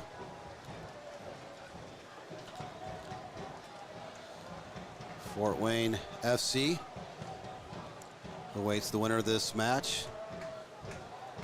They went the distance to prevail in a shootout, 5-4 in PKs. That shootout went 6 rounds before there was a winner. Fort Wayne lost their first USL League 2 postseason game last year to the Flint City Bucks, and Flint City holds on this one. There will be a rematch, the round of 16. The official return to play partner of the Flint City Bucks. If you right-click it, it'll work.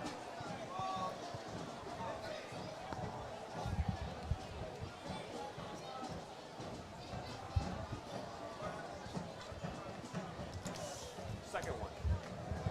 So subs coming in here for both sides. Looks as though Scheffler will come off. And in turn, you're going to see Grant Blake step in.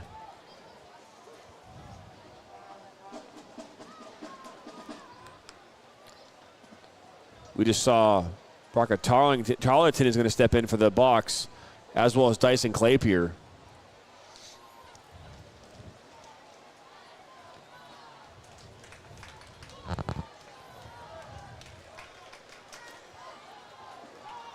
So 83rd minute, plus stoppage time. Flint City Bucks control this gap. They're up 1-0. They have dominated here the second half in every facet of the game. So it looks like Gomez is going to step off. Flint City substitution. Gomez was very dangerous tonight, just had a little difficulty putting his opportunities on frame. His night is done, but the Bucks have been a very deep team all season. Doesn't matter who they bring in off the bench. They seem to get a lot off the players that come off the bench.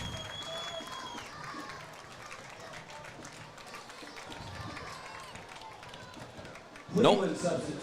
The interesting thing, they had no hardware this weekend. Only the hardware will be given out next weekend. So you got to get through this weekend first, and then that first game on next Friday would be where you'd win your conference championship.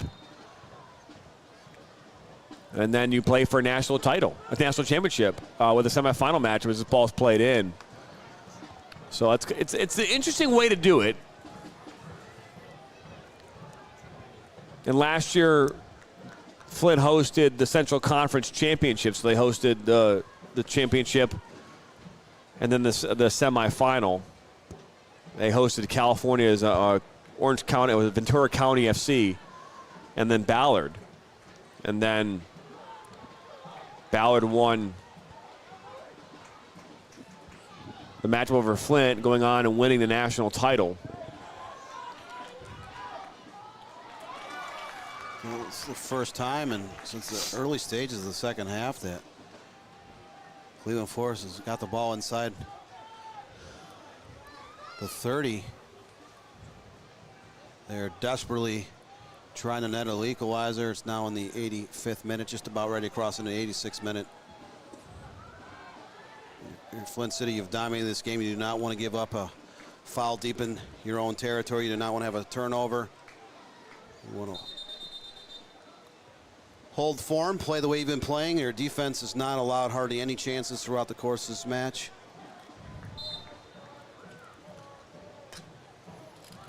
So 86th minute.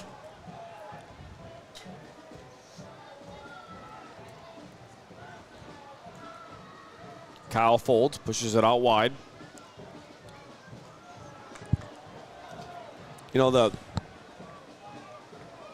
the game plan, I'm not involved in the coaching decisions, but the game plan, imagine, is, hey, you know, and we've seen it time and time again, you know, you're going to sit in if you're Cleveland for, and you're, hey, we want to get to overtime. Like, we want to get a tie. I'm not playing Flint maybe straight up, not the easiest thing to do. All right, we talk about that a lot of the opponents. If you try playing them straight up, could be a struggle. Create some vulnerabilities in your back line. So you're going to be heavy defensive minded and play that transitional game. Hey, we go win the ball. We go try to stretch the field on counterattacks. That's why for much of this game, Cleveland has not been able to really get anything flowing in the attacking third.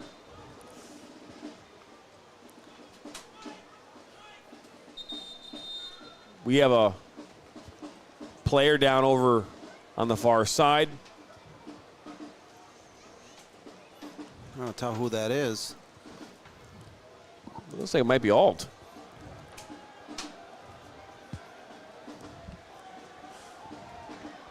Ladies and gentlemen, be sure to stick around for the post-game fireworks show brought to you by the Charles Stewart Foundation. So Alt is being looked at. Fireworks will commence here immediately following the conclusion of this game.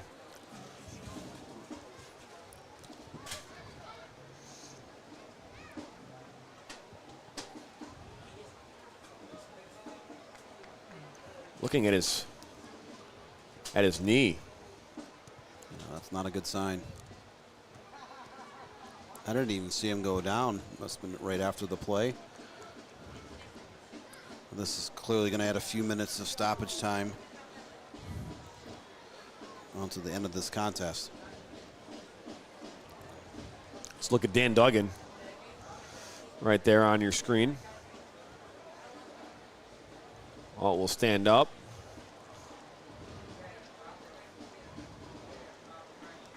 Yeah, it looks like that is Palmer Alt. And yeah, he is in some significant discomfort. Yeah. Palmer Alt, the leading goal scorer of the Bucks this year. He scored the game's only goal. 6th goal of the season. He's going to go off the field. We're going to wait to see what they do sub-wise. Still got subs.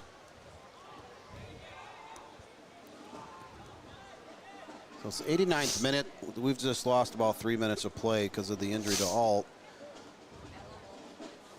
We'll find out here in about a minute and a half or so how much stoppage time they add on to the end of the clock. But Flint City's in a great position. Up 1-0, not allowing a single corner or shot on frame here the entire second half. And Cleveland will have numbers. They'll push a lot of the defenders up to try to net an equalizer. So that could expose a lot of open space if the Bucks are able to clear the ball and get numbers on their own on a counterattack. So Kai Phillip will step in. Entering the game, number 28, Kai Phillip. So Kai Phillip, the University of Evansville product, jogs onto the field. He's had a few goals off the bench this season as well for Flint City.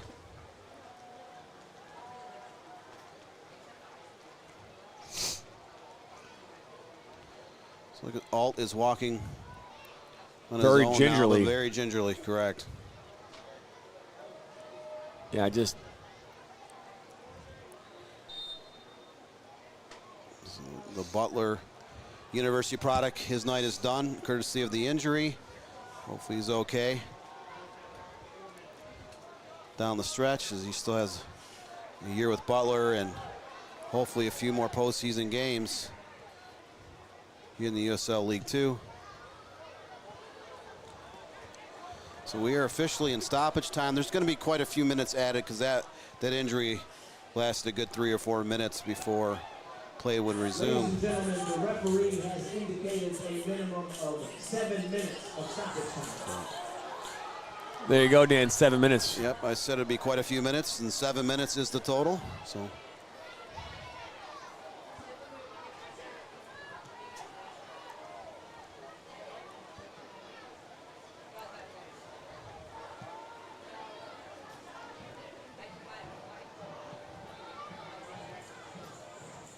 Trying to go back and look at that play. See that missed.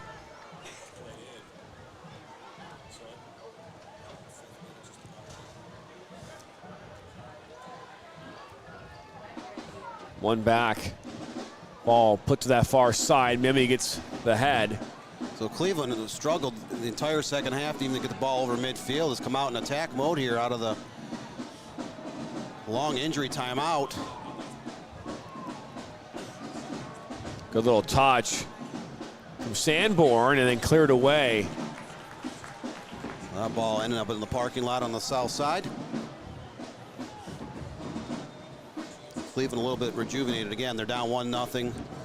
They're going to throw everything, including the kitchen sink, at Flint City's defense, see if they can try to create some chances and perhaps net an equalizer here late. Ball is played in, and that was headed away by Flint City now for a corner. So just the second corner kick of the match for Cleveland Force. That first corner kick came in the first 20 minutes of the first half.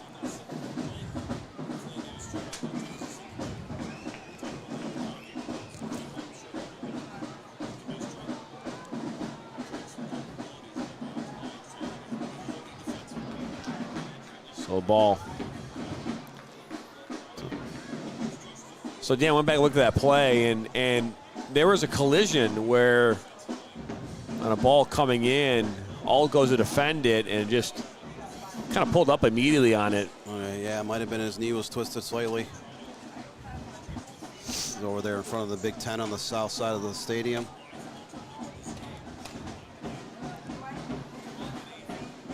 Jakub Griziak to take the goal kick. You know, the Bucks up 1-0. They're starting the stall techniques.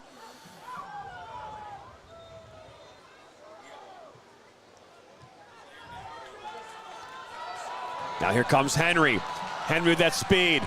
Puts that towards that far post, and Nagy will come up with it. You know, Henry has that blazing speed. It almost feels like he should have taken another touch to try to beat that mark and held the possession just a little bit longer.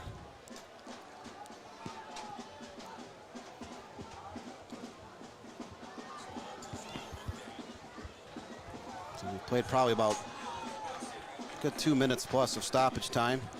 Referee put up 7 minutes. So.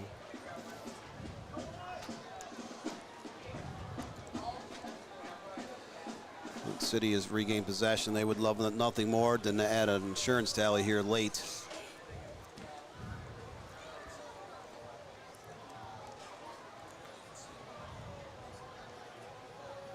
You can still see that beautiful full moon almost directly over the scoreboard on the south side.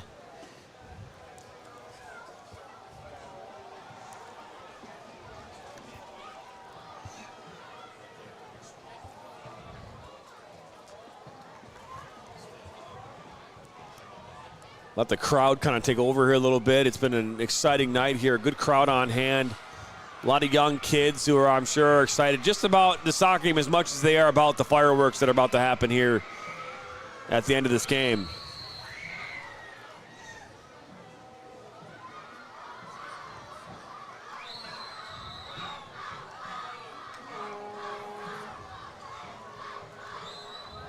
Cleveland's got to find a way here to get some numbers forward.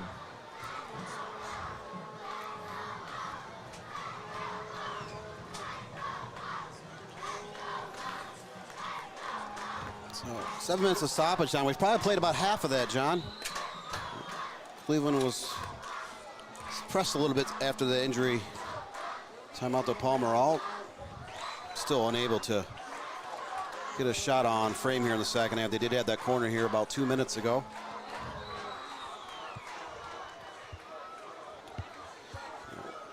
Flint City Bucks just about three and a half minutes away from advancing to the round of 16.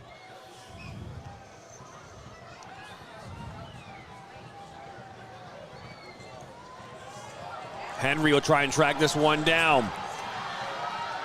Gets the edge. Good slide tackle coming in from Kayla Richards, and that will draw a corner. So corner kick number 10 coming in about 5 minutes into the stoppage time.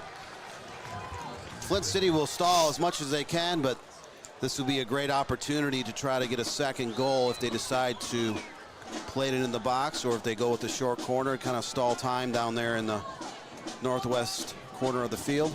A new word defined there earlier by Dan, the shorner is this ball. That was purely accidental. I like it, though. I think a shorner is a good word. We're going to have to coin that. We're going to have to coin it. Henry tries to get through two defenders. Good work there by Bergen. Plays inside. Cut back. Ball then played up and out. You know, we were talking earlier about the depth of the Bucks. There were several players on their roster sitting above us in the second floor of the press box. Several of them just passed us here a minute ago to go down on the field, but you can only designate up to 26 players on your roster for a game, and you can only dress 18. So Bucks probably had about 8 players or so here tonight, not in uniform, but they could make switches here come Sunday. Played into the box. Now here's an opportunity. Well struck ball, but up and over. Cesar.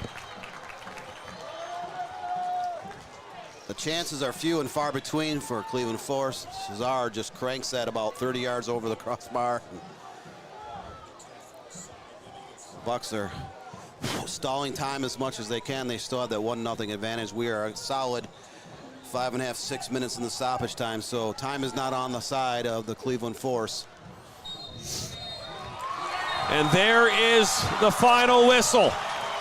The Flint City Bucks come out of here with a 1-0 win. A valiant effort by Cleveland. But Flint City will move on and take on Fort Wayne at 5 p.m. on Sunday. Fort Wayne and the Flint City Bucks met in the opening round last year. Flint City prevailed in double overtime, so there is a rematch on hand here at Atwood Stadium, 5 o'clock Sunday night, as Valley Division champion Fort Wayne will put the Great Lakes Division Flint City Bucks for the right to advance to the Central Conference Championships, which will be next Friday at a site and time to be determined.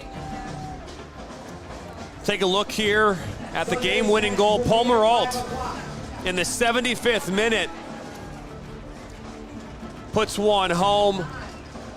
Jasimir Gomez took a shot falling down. Nagy made the initial save, but Palmer Alt was there to clean it up. And that's how this game will come to an end. 1-0 in favor of Flint. They move on to the round of 16, taking on Fort Wayne here on Sunday afternoon at 5 o'clock. For all of our production crew here at the Michigan Soccer Network, Ryan Gagnon on camera along with Jeff Tiefend. We had Graham, Lexi, Phoebe, Brianna, Nathan, and Sam Fisher. My name's Jonathan Turner alongside Dan Stickrat. We appreciate you stopping by tonight. Don't forget, we'll be back here on Sunday at 5 p.m. Final score, one final time, 1-0 in favor of Flint City Bucks. So long, everybody. 10, 9, 8, 7, 6, 5, 4, 3, 2, 1.